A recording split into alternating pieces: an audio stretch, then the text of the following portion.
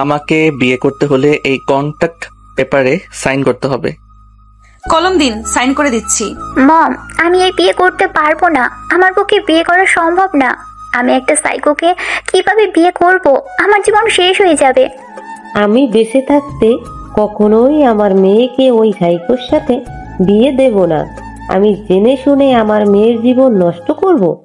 মলির বাবা, তুমি এইসব কি বলছো? আমাদের একটা মাত্র মেয়ের জীবন আমরা নষ্ট করব কিভাবে? তাছাড়া সেই কোন জন্মে তোমার বাবা কথা দিয়েছে সেই কথা রাখতে হবে, সেটা কি কোথাও লেখা আছে? সেটা কখনোই সম্ভব না। কথা দিয়ে কথা রাখতে হবে। বাবা যখন বলেছে বিয়েটা হবে। তুমি যতই বলো না কেন, আমি কখনোই আমার মেয়েকে ওখানে বিয়ে দেব না। সবাই জানে আরফান রিয়াদ একটা সাইকো। মা, আমার মাথায় একটা বুদ্ধি এসেছে, বলবো কি? বলো আমার সোনা মা। আচ্ছা মা, আমি তো শুধু এই বাড়ির একমাত্র মেয়ে না, আরো একজন তো আছে। তার কথা ভুলে গেলে কি হবে? আর ওকে বাড়িতে রেখে লাভই বা কি? শুধু তো খাবে আর বাড়ির অন্ন ধ্বংস করবে। হায় হায়, এই কথা আমার মাথায় আসেনি কেন আগে? আমার মেয়েটার মাথায় কত বুদ্ধি। মলির বাবা, তুমি মায়ার সাথে তুমি রিয়াদের বিয়ের কথা বলো। তাই বলে মায়াকে দিব বিয়ে?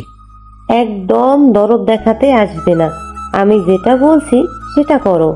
রহিমা, মায়াকে রান্নাঘর থেকে আসতে বলো। জি খালাম্মা। রিক্তা চৌধুরীর কথা শুনে রহিমা তাড়াতাড়ি মায়াকে ডাকতে চলে গেল।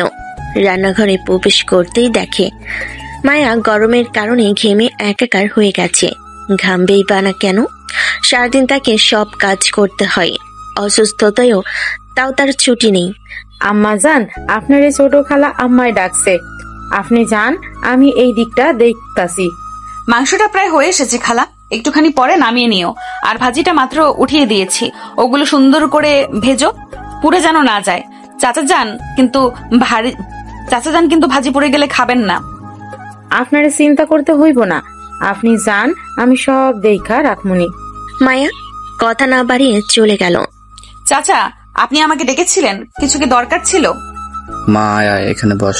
তার পাশে বসার জায়গা দেখিয়ে বলল, কিছু বলবেন চাচা? হ্যাঁ, দেখেছিলাম তো। আমরা তোমার বিয়ে দেখেছি। ছেলে খুবই ভালো। তোমার দাদা তোমার সাথে ছেলের বিয়ে ঠিক করে গিয়েছিল ছোটবেলায়। আশা করি তোমার এই বিয়েতে কোনো আপত্তি থাকবে না। আমার বিয়ে ঠিক, কিন্তু কিসের কিন্তু? তোকে যে এত বড় বাড়ির ছেলে বিয়ে করতে চেয়েছে, এটাই তো অনেক। নিজের দিকে একবার তাকিয়ে দেখেছিস? তোকে বিয়ে করতেই হবে। আমি কথা বলছি তো মায়ের সাথে। তোমার এর ভিতর না কথা বললেও চলবে। চুপচাপ বসে থাকো না, হয় ঘরে চলে যাও। নাফিস চৌধুরীর কথা শুনে মলি তেলে বেগুনে জ্বলে উঠল। তুমি চুপ থাকো। আমার মেয়ে তার বোনকে বলছে, এখানে সমস্যা কোথায়? শোনো মায়া, ছেলে খুবই ভালো, তোর সাথে খুব মানাবে। যেহেতু তোর দাদা কথা দিয়ে গেছে এই বিয়ে তোর সাথে হবে, সেহেতু আমি মনে করেছি তুই অমত করবি না। সবার কথা শুনে মনে মনে বলল, বিয়েটা করে নেওয়া মনে হয় আমার জন্য ভালো। এই নরকে আর কতদিন এইভাবে থাকবো? কি হলো, কি ভাবছিস? যেহেতু দাদাজান কথা দিয়ে গেছে, তাদের যেহেতু আমার এই বিয়েতে অমত করার কোনো মানে হয় না চাচি। আমি রাজি, আপনারা যা করার করেন। আমি জানতাম তুই না করবি না। শুনলেন তো আপনার ভাইয়ের মেয়ের কথা। আরফান রিয়াদের সাথে কথা বলুন। চলুন এবার পরিচয় দেওয়া যাক। আমাদের গল্পের নায়িকা মায়া চৌধুরী। ছোটবেলায় একটা কার অ্যাক্সিডেন্টে বাবা মা ও দাদা সবাই মারা যায়, শুধু বেঁচে যায় মায়া। সেই থেকে মায়া তার ছোট চাচার কাছে মানুষ। মায়া চাচা তাকে ভালোবাসলেও চাচির কারণে খুব একটা প্রকাশ করতে পারে না সেই ভালোবাসা। আর বাকিটুকু গল্পে জানতে পারবেন। আম্মা যান, আপনি কি এই বিয়াতে রাজি হয়েছেন? আপনি রাজি হইয়েন না, ছেলে ভালো না। আমি সবাইরে কথা কইতে শুনছি, সেই জন্যই তো আপনার সাথে বিয়া দিতে চাইতেছে। আপনার জীবন নষ্ট করেন না। খালা, আমি দাদাজানের কথা রাখবো। আর রইল সুখের কথা, এইখানেই বা আমি কত সুখে আছি। আমি তো সেই আমার ভাগ্যের উপর সব কিছু ছেড়ে দিয়েছি। এখন আর আমার কোনো চাওয়া পাওয়া নেই। জীবনের খাতায় আমি শূন্য। দেখি ভাগ্য আমাকে কোন দিকে নিয়ে যায়। জীবনের খাতায় যদি পরিপূর্ণতা আসে। কথাটুকু বলেই মায়া নিজের ঘরে চলে গেল। অন্যদিকে অফিসে স্যার, চৌধুরী বাড়ি থেকে ফোন এসেছে। নাফিস চৌধুরী ফোন করেছিল। জি স্যার, আপনার দাদার সাথে যে আপনার ওই পরিবারের বিয়ে কথা হয়েছিল সেই কথা বলেছিল। নাফিস চৌধুরীকে ফোন দিয়ে বল আমি মেয়ের সাথে আলাদাভাবে দেখা করতে চাই। ঠিকানা আমি দিও, সেখানে জানি ঠিক সময়। জি স্যার, আপনি কোনো চিন্তা করবেন না। অতীত রিয়াদের বাবা আশরাফ হোসেন ছিলেন রিয়াদের মতো সাইকো, বলে চলে এটা তাদের বংশগত রোগ। আশরাফ হোসেন ও রিয়াদের মা আনিকাকে সবসময় ঘরবন্দি করে রাখতেন, বাহিরের কোনো মানুষের সাথে মিশতে দিতেন না। মা, আমার থেকে দূরে যা, তুইও তোর বাবা দাদাদের মতোই হবি, তোরা সমস্ত পরিবারের সাইকো। আমি কেন এই নরকে এসে বললাম? আল্লাহ, আমি তোমার কাছে কি পাপ করেছিলাম? তুইও সাইকো হবি, তোকে কেউ ভালোবাসে না, কেউ ভালোবাসবে না। স্যার, আপনি কি ভাবছেন? কখন থেকে ডাকতাছি? হ্যাঁ হ্যাঁ, বলো বলো। স্যার, আমরা রেস্টুরেন্টে পৌঁছে গেছি, গাড়ি থেকে নামেন। সে কখন থেকে আপনাকে ডাকতাছি, আপনি শুনতেই পাচ্ছেন না? ও, বলে রিয়াদ গাড়ি থেকে নেমে রেস্টুরেন্টের ভিতরে চলে গেল। মায়া, কোথায় যাচ্ছ? আপনি তো বলেছিলেন চাচু যে আজকে ওনার সাথে দেখা করতে হবে। ও হ্যাঁ, আমার তো মনে ছিল না। আমি ড্রাইভারকে বলে দিচ্ছি, তুমি গাড়ি নিয়ে যাও। না না চাচু, আমার প্রয়োজন নেই, আমি রিক্সা করে যেতে পারবো। মায়ের বেশি কথা বাড়ালো না, গাড়ি নিয়ে চলে গেল রেস্টুরেন্টের উদ্দেশ্যে। রেস্টুরেন্টের ভিতরে গিয়ে 331 নাম্বার টেবিল খুঁজতে লাগলো। আশেপাশে কোথাও না দেখে ওয়েটারকে জিজ্ঞেস করতে ওয়েটার বলল, ম্যাম, 331 নম্বর টেবিল তো ভিআইপি কাস্টমারদের জন্য, এখানে পাবেন না। তাহলে কোথায়? সামনে সিঁড়ি দিয়ে দোতলায় চলে যান। দোতলায় ওঠার পরে সোজা গেলেই হাতের বাঁ পাশে দেখবেন 331 নাম্বার রুম আছে, ওইটাই 331 নাম্বার টেবিল। ধন্যবাদ। ওয়েটারের কথা মতো গিয়ে দেখলো রুমের সামনে আশিক দাঁড়িয়ে আছে। আশিক মায়াকে দেখে বলল, আপনি নিশ্চয়ই মায়া ম্যাম? জি। স্যার ভিতরে আছে, আপনার জন্য ওয়েট করেছে, আপনি ভিতরে যান। আশিকের কথা শুনে মায়া দরজা খুলে ভেতরে প্রবেশ করার জন্য অনুমতি চাইল। আমি কি ভেতরে আসবো মিস্টার রিয়াদ? হঠাৎ করেই এক সুমিষ্ট কণ্ঠ কানে আসতেই রিয়াদ দরজার দিকে ফিরে তাকালো। সাথে সাথে যেন তার হার্টবিট থমকে গেল। পরনের সাদা শাড়ি পরিহিতা এক শুভ্র পরী, মনে হচ্ছে সাদা রংটা এই মায়াবতীর জন্যই বানানো। কৃষ্ণ বরণ চোখ দুটোই কাজল দেওয়া, মনে হচ্ছে রিয়াদ সেই চোখের অতলে ডুবে মরবে। এই যে এক্সকিউজ মি মিস্টার রিয়াদ, আমার কথা কি শুনতে পাচ্ছেন? হ্যাঁ, বসুন বসুন। মায়া চেয়ারে বসা মাত্রই রিয়াদ কোনো ভনিতা ছাড়াই মায়ের দিকে একটা এগ্রিমেন্টের কাগজ এগিয়ে দিল। এটা কিসের কাগজ? খুললেই দেখতে পাবেন। মায়া কাগজটা খুলতেই কিছুটা অবাক হয়ে গেল, তবে প্রকাশ করল না। বিষয়টা তার কাছে স্বাভাবিক মনে হচ্ছে, কারণ রিয়াদ সম্পর্কে অবগত। এগুলো কি? এগুলো কি মানে? এগ্রিমেন্টের পেপার, অবশ্যই আমাদের বিয়ের এগ্রিমেন্ট। ভালো করে পড়ুন, কি কি শর্ত লেখা আছে। আপনার ভালো না লাগলে আপত্তি জানাতে পারেন। পড়ার প্রয়োজন নেই, যা মনে হয় তাই লেখা থাকুক। কলম দিন, আমি সই করে দিচ্ছি। পরে পস্তাবেন না তো? কিসের জন্য পস্তাবো? আমার জীবন তো এমনিতেই থাকার কিছু বলি নাই। কলম দিন, আমি সই করে দিচ্ছি। মায়ের সিগনেচার করা দেখে রিয়াদ কিছুটা অবাক হলো, কারণ সত্যি সত্যি মায়া এগ্রিমেন্ট পড়েনি, না পড়েই সিগনেচার করে দিয়েছে। মায়া বেশিক্ষণ দেরি না করে উঠে চলে গেল। রিয়াদ মায়ের যাওয়ার দিকে তাকিয়ে রইল। স্যার, ম্যাডাম তো চলে গেছে। স্যার, আমার কথা কি শুনতে পাচ্ছেন? হ্যাঁ, শুনতে পাচ্ছি। গাধার মতো আর তোমাকে চেঁচাতে হবে না। স্যার, মিটিং আছে, মিটিং এ যেতে হবে। আশিকের কথা মতো রিয়াদ মিটিং এর উদ্দেশ্যে রওনা দিল। অন্যদিকে, কি তুই গ্রেট রিয়াদ খানকে বিয়ে করেছিস? আল্লাহ, তুই কি ওদের হিস্ট্রি জানিস? উনি একজন মাফিয়া বললেই চলে। তোর কি নিজের জীবনের পরোয়া নেই? উনি একটা সাইকো, সেটা সবাই জানে। তুই কি জানিস কাকলি, ভালোবাসা দিয়ে সবকিছু ঠিক করা যায়। আমি চাই আমি আমার ভালোবাসা দিয়ে তাকে আপন করে নিতে। তুই ভুল ভাবছিস মায়া। একজন সুস্থ মানুষকে ভালোবাসা দিয়ে ঠিক করা যায়, কিন্তু একজন সাইকো পাগলকে ভালোবাসা দিয়ে তুই কেমনে ঠিক করবি? তুই কি মনে করিস আমি কি রিয়াদের ব্যাপারে কোনো খোঁজ খবর নেইনি? আমাকে কি এত এই কাঁচা মনে হয়? রিয়াদের এই সাইকো একরোখা যা চাই তাই পেতে হবে, এই স্বভাবটা শুধুমাত্র ভালোবাসার অভাবে হয়েছে। সে ছোট থেকে কখনো সেইভাবে কারোর ভালোবাসা পায়নি। খুব ছোটবেলায় তার মা মারা যায়, বাবাও কিছুটা পজিটিভ ছিল, তারপরে তার বাবাও না ফেরার দেশে চলে যায়। শুধু ভরসা তার একটা দাদু ছিল। সেও যখন তার 18 বছর বয়স তাকে ছেড়ে না ফেরার দেশে চলে যায়। আর ওদের এই সাইকো স্বভাবটা ফ্যামিলিগত। আর আমার মনেও হয় না রিয়াদ এতটা সাইকো স্বভাবের। আগে যদি আমি ভালোবাসি ও ঠিক হয়ে যাবে দেখিস। জীবনে ভালোবাসার বড্ড অভাব। আমার জীবনে তো এই জিনিসটার প্রচুর অভাব। থাকি না দুজন দুজনের জন্য। আমাদের জীবন তো কেউ ভালোবাসার নেই, আমাদের জীবনে তো কেউ ভালোবাসার নেই। আমরাই না হয় দুজন দুজনকে ভালোবাসবো, দুজন দুজনের সুখ দুঃখের সাথী হব। জীবনের শেষ সময় পর্যন্ত আমি তার পাশে থাকার চেষ্টা করব। আমি এই নরকটা থেকে বের হয়ে আসতে চাই কাকুলি। আমার মনে হয় আমি মানিয়ে নিতে পারবো। আরেকটু মানিয়ে নিয়ে দেখি আল্লাহ তাআলা আমার কপালে সুখ রেখেছি কিনা। আমি তোকে আর কিছু বলবো না, তবে শুধু এটুকুই দোয়া করব আল্লাহর কাছে, তুই জীবনে অনেক কষ্ট পেয়েছিস, আর যেন কষ্ট না পাস। তুই সবসময় সুখী হ। অনেক সুখ দুঃখের কথা হলো, এখন একটু নিজেদের কথায় আলোচনা করি। কয়েকদিন পর কিন্তু ফাইনাল ইয়ার পরীক্ষা। হ্যাঁ, সেটাই তো শুনলাম। আমার তো একদমই প্রিপারেশন ভালো না রে। তুই চিন্তা করিস না, তোর যতই প্রিপারেশন খারাপ থাক, তুই একজন ট্যালেন্টেড স্টুডেন্ট। তোর রেজাল্ট সবসময় ভালো হবে, এটা আমরা সবাই জানি। পড়াশোনা না করলে কি রেজাল্ট ভালো হয়? দুজন নিজেদের মধ্যে আলোচনা করতে করতে হঠাৎ খেয়াল করলো মায়া প্রায় সন্ধ্যাও এসেছে, আর ঘন্টাখানেক পরে হয়তো মাগরিবের আজান দেবে। হাই, এত দেরি হয়ে গেছে। আজকে বাসায় গেলে আমার খবর আছে। দেখিস কাকলি, তুই আমাকে বলবি না এত দেরি হয়ে গেছে? কাকলিকে আর কিছু বলার সুযোগ না দিয়ে মায়া ক্যাফে থেকে বের হয়ে গেল। তাই কাকলি আর দেরি না করে সেও চলে গেল নিজের বাড়ির উদ্দেশ্যে। বসার রুমে আসতেই, এই যে নবাবজাদি চলে এসছে। আপনার আসার কথা ছিল কখন, আর আপনি আসছেন কখন? ঘড়ির দিকে কি সেই খেয়াল আছে? এই দিকে যে বাড়ির সব কাজ পড়ে আছে, সেটা কি আপনি জানেন না? বিয়ে হলোই না, এখনো নিজেকে মহারানী ভাবা শুরু করে দিয়েছেন।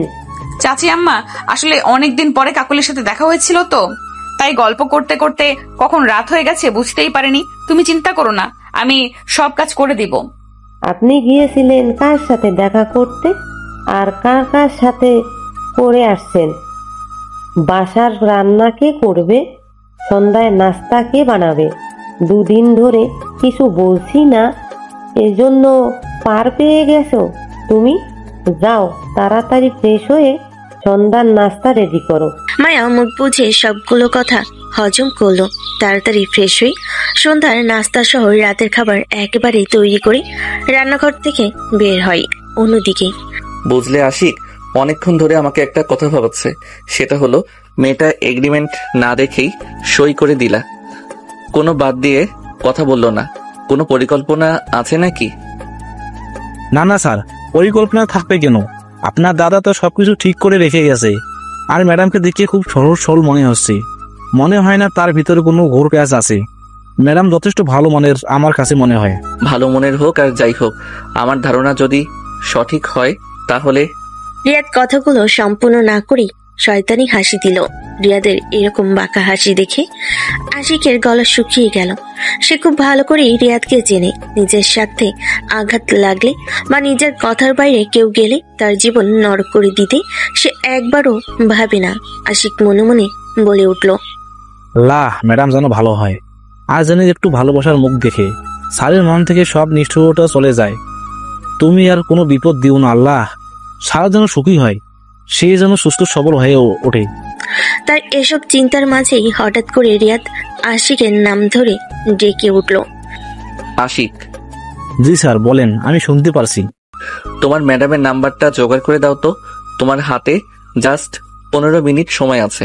এর মধ্যে যদি নাম্বার জোগাড় করে দিতে না পারো, তাহলে মনে করো তোমাকে অস্ট্রেলিয়া পাঠিয়ে দিব। আপনার টেবিলের উপর দেখেন ম্যাডামের সব ডিটেলস দেওয়া আছে। আমাকে আর অস্ট্রেলিয়া পাঠাতে হবে না স্যার। বাহ বাহ, তুমি তো দেখি কাজে বেশ ফাস্ট হয়ে গেছো। রিয়াদের কথা শুনে আশিক মনে মনে বলে উঠল, ফার্স্ট না হয় উপায় আছে আমার। জীবন তো সারা আপনি তেজপাতা বানিয়ে দিয়েছেন। আমি তো আপনাকে খুব ভালো করেই চিনি ফেলেছি স্যার। আমি খুব ভালো করে জানি আপনি কেমন। আমার এখনো মনে আছে, শুধুমাত্র একটা ভুলের জন্য আপনি আমাকে আফ্রিকা পাঠিয়ে দিয়েছিলেন। সেখানে আমি 3 মাস কত কষ্ট করেই না কাটিয়েছি। সেখানে কোনো নিট ছিল না। পানির কষ্ট, সেই সব দিনের কথা মনে পড়লে আমার এখনো কান্না পায়। তাই আমিও কম কিসের কিছু কি বললে আশিক? না না, ওই স্যার, ওই কোথায় কিছু বললাম? কিছুই বলিনি। আপনি কাজ করেন স্যার, আমি তাহলে আসি। তাড়াতাড়ি আশিক সেখান থেকে চলে গেল। মাত্রই সকল রান্না শেষে ফ্রেশ হয়ে রুমে এসেছে মায়া। ঠিক তখনই বিছানার উপরে পড়ে থাকা ফোনটা বেজে উঠল। মায়া দ্রুত ফোনটা হাতে নিয়ে দেখলো অচেনা নাম্বার। সাথে সাথে ফোনটা আবার বিছানার উপর রেখে দিল। ফোনটা রিং হতে হতে একসময় বন্ধ হয়ে গেল। অন্যদিকে ফোন ধরছে না দেখে রিয়াদ আবার ফোন দিতে শুরু করলো। বিছানায় থাকা ফোনটা আবার পুনরায় বেজে উঠল। এবার মায়া ভাবলো নিশ্চয়ই পরিচিত কেউ, কারণ অপরিচিত কেউ বারবার ফোন দেবে না। হ্যালো, আসসালামু আলাইকুম। ওয়ালাইকুম আসসালাম। ফোন ধরতে এত সময় লাগে? আসলে আমি নাম্বারটা চিনি না তো, সেই কারণে ভেবেছিলাম হয়তো রং নাম্বার থেকে ফোন আসছে। গুড গুড, খুবই ভালো। আপনাকে একটা প্রয়োজনে ফোন করেছিলাম। জি বলুন। আমার বিয়ে এত ধুমধাম করে করার ইচ্ছে নেই, জাস্ট ঘরোয়াভাবে আপনাকে তুলে নিয়ে আসবো আগামীকাল। আগামীকাল মানে? আমাদের না বিয়ের আরো কিছুদিন পরে হওয়ার কথা ছিল? বিয়ে যখন ফিক্সড হয়ে গেছে, দেরি করে আর কি লাভ? আমার ইচ্ছা, আমি শুধু আপনাকে বলার জন্য ফোন দিয়েছি। আমি আপনার কাছে মতামত চাইনি, আর আপনাদের বাড়ির বাকি সবার সাথে আমি কথা বলে নেব। জি বলে রিয়াদ খট করে ফোন কেটে দিল। স্যার, আমার মনে হচ্ছে কিছু কিছু কালা কালা। কিছু কিছু কালা কালা? এটা আবার কি ধরনের ভাষা আশিক? না মানে স্যার, আমি বলতে চাচ্ছিলাম যে আপনি কি ম্যাডামের প্রেমে পড়ে গেলেন নাকি, যাকে বলে লাভ এট ফার্স্ট সাইট। দেখেন না স্যার, আপনি সবার সাথে কেমন রেগে রেগে কথা বলেন, আর ম্যাডামের সামনে গেলেই আপনার সব রাগ হাওয়া হয়ে যায়। তুমি বেশি কথা বলো। এই মাসের বোনাস তোমার কেটে নেওয়া হবে, যাও এখান থেকে। না স্যার প্লিজ, আমি আর কোনো কথা বলবো না স্যার, প্লিজ আমার বোনাস কাট করবেন না স্যার। আমি এক অসহায় আপনার সেক্রেটারি, প্লিজ স্যার আমার বোনাস কাট করবেন না স্যার। আমার সামনে থেকে যাবে নাকি তোমার বেতনটাও কাট করে নেব। আশিককে আর পাইকে সে এক দৌড়ে কেবিন থেকে বের হয়ে চলে গেল। বের হয়ে দরজার সামনে দাঁড়িয়ে আশিক মনে মনে বলল, এই বেটা জীবনে কোনোদিন ভালো হবে না। আমি ভালো কথা বললাম আর আমার দোষ হয়ে গেছে, শুধুমাত্র এখানে ভালো স্যালারির জন্য আসি, না হয় কবেই চলে যেতাম। অন্যদিকে আশিকের কথা রিয়াদকে ভাবাচ্ছে। সে কি সত্যি নায়িকা একটু একটু পছন্দ করছে? হঠাৎ আপন মনে রিয়াদ বলে উঠল, পছন্দ হতেই পারে, এটা স্বাভাবিক, অস্বাভাবিক কিছুই না। আমার সাথে বিয়ে ঠিক হয়েছে। বলে নিজের মনকে সান্ত্বনা দিল। পূর্ব দিকে সূর্য উদয় হয়েছে, সেই সাথে সূচনা হয়েছে একটি নতুন দিনের। আর এই নতুন দিনের সাথে সাথে আমাদের জীবন থেকে আরো একটি দিন চলে যায়। আমরা ধাবিত হই মৃত্যুর আরো একটু কাছে। এই নতুন দিনে কারোর জন্য সুখ বয়ে আনে, আবার কারোর জন্য দুঃখ বয়ে আনে। এভাবে সুখ দুঃখ হাসি আনন্দের মধ্যে কেটে যায় সবার জীবন। ঠিক তেমনই নতুন দিনের সাথে সাথে মায়ের জীবনে আজ নতুন সূচনা ঘটতে চলেছে। আজকে তার নতুন জীবনের সূচনা হলো প্রতিদিনকার মতো সকালবেলা ঘুম থেকে উঠেই বাড়ির সব কাজ শেষ করেছে। তাকে কাজ করতে দেখে নাফিস চৌধুরী বলে উঠল, আজকের দিনটাও কি তোকে কাজ করতে হবে মা? যা ঘরে গিয়ে রেস্ট নে, আজকে তোকে কাজ করতে হবে না, রহিমা আছে, আজকেও সব কাজ করে নেবে। নাফিস চৌধুরীর কথা শুনে মায়া হাতে থাকা কাজটা সম্পূর্ণ করে রুমের দিকে যেতে লাগলো। তখনই পেছন থেকে নাফিস চৌধুরী মায়াকে ডাক দিল, শোন মা। জি চাচ্চু। গতকাল রাতে রিয়াদ হঠাৎ করে ফোন দিয়ে বলল সে আজকে তোমাকে বিয়ে করতে চায়। কোনো আয়োজন করতে নিষেধ করেছে, শুধু এই বাড়িতে এসে ধর্ম মতে তোমাকে বিয়ে করে নিয়ে চলে যাবে। তোমাকে কি এই বিষয়ে কিছু বলেছে রিয়াদ? জি চাচ্চু, গতকাল রাত্রে আমাকেও ফোন দিয়েছিল, আমি সবকিছু জানি। ও, তাহলে তো তুমি সবকিছু জানোই। যাও রুমে গিয়ে বসে থাকো, আজকে তোমার কোনো কাজ নেই। নাফিস চৌধুরীর কথা মতো মায়া তার রুমে চলে গেল। সকালে 11টার মেকআপ পার্টি স্টলে এসে হাজির চৌধুরী বাড়িতে। সেই সাথে বিয়ের ডালা নিয়ে এসেছে। এত কিছু দেখে রিক্তা ও মলির চোখ কপালে। মলি তো হিংসে জ্বলে পড়ে যাচ্ছে, কিন্তু রিয়াদ আসেনি। তা দেখে নাফিস চৌধুরী আশিককে জিজ্ঞাসা করলো, রিয়াদ বাবা আসবে না? স্যার কিছু মিটিং এ বিজি আছি, যার কারণে আসতে একটু দেরি হলো, তাই আমাকে পাঠিয়েছেন সবকিছু নিয়ে। ম্যাডামকে রেডি করতে বলেছেন, স্যার এসে বেশিক্ষণ থাকবেন না। রহিমা, এদের সবাইকে মায়ার রুমে দেখিয়ে দাও। আর বাবা তুমি এসো, আমার সাথে কিছু খেয়ে নেবে। না না স্যার, আমি থাকবো না। এদিক সামলিয়ে আমাকে আবার স্যারের কাছে যেতে হবে। আমার হাতে 1 ঘন্টা সময় দিয়েছে এই দিক সামলে তার কাছে যাওয়ার জন্য। তা না হলে আমার মাথা আমার সাথে থাকবে না। আশিক আর কিছু না বলে দ্রুত বাড়ি থেকে বেরিয়ে গেল। মা দেখেছো কত কিছু এনেছে? বানরের গলায় কি মুক্তার মালা মানাবে? শুধুমাত্র আমার জন্য এত কিছু পাচ্ছেও। আমি এর থেকেও তোমাকে বড় ঘরে বিয়ে দেব। এই সাইকো পাগলের সাথে থাকলে জীবন নরক হয়ে যাবে তোমার।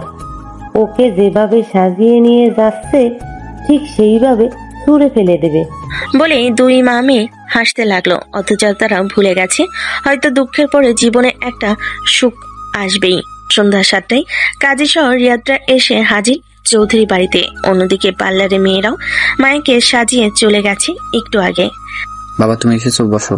আমি খুব বেশি কথা বলতে চাচ্ছি না, মায়াকে নিয়ে আসুন। আমি বেশিক্ষণ থাকবো না, তাড়াতাড়ি বিয়েটা হয়ে গেলে চলে যাবে এখান থেকে। বাবা এটা কেমন কথা? বিয়ের একটা দিন খাওয়া দাওয়া না করে, কোন নিয়ম নীতি না মেনে বিয়ে করেই চলে যাবে? কিসের নিয়ম নীতি আঙ্কেল? আমি তো বলেছি শুধু ঘরোয়াভাবে বিয়ে করে নিয়ে চলে যাব মায়াকে। আমি খুব বেশি কথা শুনতে চাচ্ছি না। নাপিত চৌধুরী আর বেশি কথা বাড়ালো না। সে রহিমাকে আদেশ দিল মায়াকে তার রুমে নিয়ে আসতে। অন্যদিকে রিয়াদ সবাই বসে আছে। মায়াকে আসতে দেখে তার দিকে তাকাতেই রিয়াদের পুরো পৃথিবী যেন থমকে গেল, যেন আকাশ থেকে নেমে আসা কোনো হুর। মায়ের পরনে ছিল গাঢ় খয়েরি কালারের জামদানি শাড়ি। মনে হচ্ছে এই খয়েরি কালারটা তার জন্যই তৈরি। হলদে শ্যামবর্ণ শরীরে যেন খয়েরি রংটা একটু বেশি ফুটে উঠেছে, সাথে গলায় হাতে সিম্পল গহনা আর নাকে ছোট্ট ডায়মন্ডের নাকফুল, যেটা রিয়া দিয়েছে তাকে। দূর থেকে চিকচিক করছে। কখন যে মায়া তার পাশে এসে বসেছে সে বুঝতেই পারেনি। রিয়াদের এমন ভাবে তাকিয়ে থাকা দেখে মায়া ভীষণ লজ্জা পাচ্ছে। রিয়াদের ধ্যান ভাঙলো আশিকে ডাকে। পাশ থেকে মলি তার মাকে কানে কানে বলে উঠল, এদের ঢং দেখে আর বাঁচি না। ঢং দেখতে থাকো, দেখতে থাকো। এখন তো এরই সময়। যখন ঘাড় ধাক্কা দিয়ে বের করে দেবে তখন ঠিকই বুঝবে। তাহলে কাজী সাহেব বিয়ে পড়ানো শুরু করুন তাড়াতাড়ি।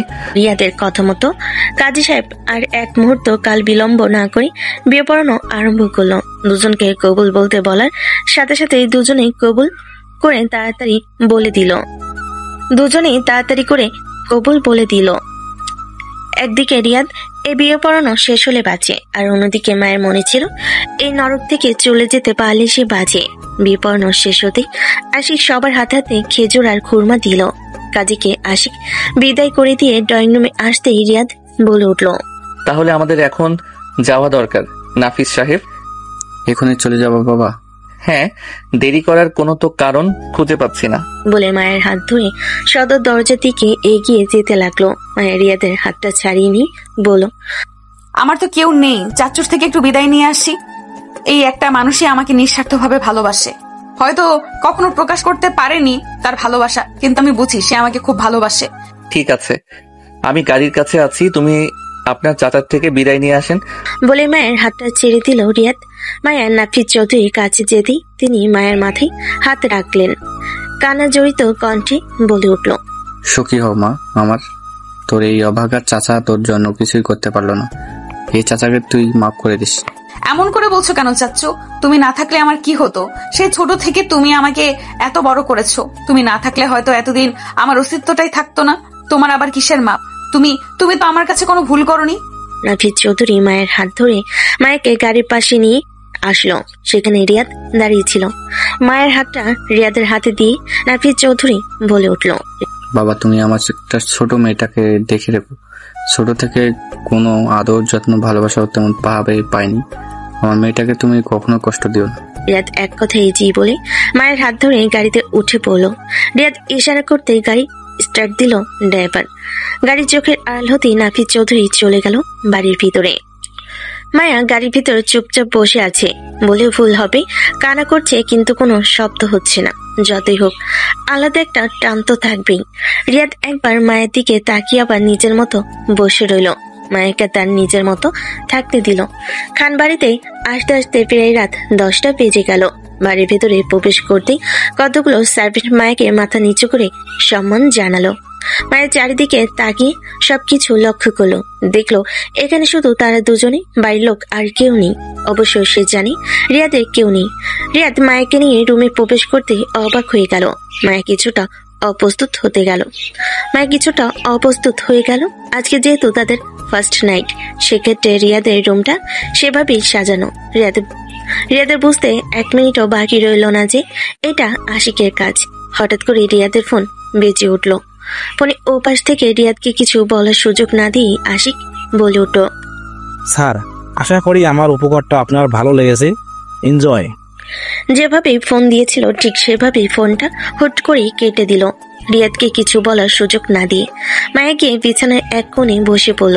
রিয়াদ একটু মায়ের কাছে গিয়ে বলে উঠল, আপনি ওয়াশরুমে গিয়ে ফ্রেশ হয়ে আসুন, আমি ততক্ষণে ঘরটা পরিষ্কার করে নিচ্ছি। মায়া ফ্রেশ হতে যাওয়ার জন্য উঠে দাঁড়াতেই রিয়াদের সাথে ধাক্কা খেয়ে দুজনেই একসাথে বিছানার উপর পড়ে গেল। রিয়াদ মোহ আচ্ছন্ন চোখে মায়ের দিকে তাকিয়ে রইল, আর মায়ের তো সেই পড়ে যাওয়ার ভয়ে এখনো চোখ বন্ধ করে আছে। রিয়াদ মায়ের মুখের উপরে পড়ে থাকা চুলগুলো আলতো হাতে সরিয়ে দিল। পুরুষালী স্পর্শ পেতেই মায়ের সমস্ত শরীর কেঁপে উঠল। সেই সাথে এক ঝটকায় বন্ধ চোখ খুলে ফেলল। মনে হচ্ছে দুজনেই মহা আচ্ছন্ন হয়ে যাচ্ছে। এটা হয়তো কবুল বলার শক্তি। রিয়াদ যেন মায়ের গোলাপি ঠোঁট দুটো দেখে নিজেকে আটকে রাখতে পারল না। যেন মায়ের ওই গোলাপি ঠোঁট দুটো রিয়াদকে খুব টানছে। আমাকে তো নিজের করে নেয়, আর এভাবে ডাকলে কিনা সাড়া না দিয়ে থাকা যায়। রিয়াদও এক মুহূর্ত দেরি না করে মায়ের গোলাপি রাঙা ঠোঁট দুটো নিজের ঠোঁট দ্বারা আঁকড়ে ধরল। মায়া তার চোখ দুটো আবার বন্ধ করে দিল। সেই সাথে সেও রিয়াদের সাথে তাল মেলাতে আরম্ভ করলো। রিয়াদ যেন আরেকটু সায় পেল, আরো গভীরভাবে মায়ের ঠোঁট দুটো নিজের আয়ত্ত করে নিল। তার কাছে মনে হচ্ছে সে কোনো চকলেট খাচ্ছে। হঠাৎ নিজের জ্ঞান ফিরতে রিয়াদ এক ঝটকায় মায়ের উপর থেকে তাড়াতাড়ি করে উঠে বসে পড়ল। রিয়াদ আমতা করে বলল, আমি বাইরে যাচ্ছি, তুমি তাড়াতাড়ি ফ্রেশ হয়ে নাও। বলে তাড়াতাড়ি রুম থেকে বের হয়ে গেল। মায়া বেচারি তো মাথা নিচু করে বসেছিল, রিয়াদের দিকে আর তাকানি। রিয়াদ চলে যেতে জোরে জোরে কয়েকটা নিঃশ্বাস নিল। তারপর নিজের ব্যাগ থেকে জামা কাপড় নিয়ে ওয়াশরুমে চলে গেল ফ্রেশ হতে। অন্য রুমে ওয়াশরুম থেকে ফ্রেশ হয়ে রুমে চলে আসলো। মায়া এখনো ওয়াশরুম থেকে বের হয়নি, তাই সে তাড়াতাড়ি যতটুকু পারে রুমটা হালকা ক্লিন করলো। এমন সময় সার্ভেন্ট এসে দরজায় নক করলো। স্যার, আপনার রাতের খাবার নিয়ে এসেছি। ওইখানে রেখে দাও, আর হ্যাঁ, এখানে কিছু ফুল আছে, ওগুলো নিয়ে যাও। রিয়াদের কথা মতো সার্ভেন্ট খাবারগুলো রেখে তার পরিষ্কার করা ফুলগুলো নিয়ে চলে গেল।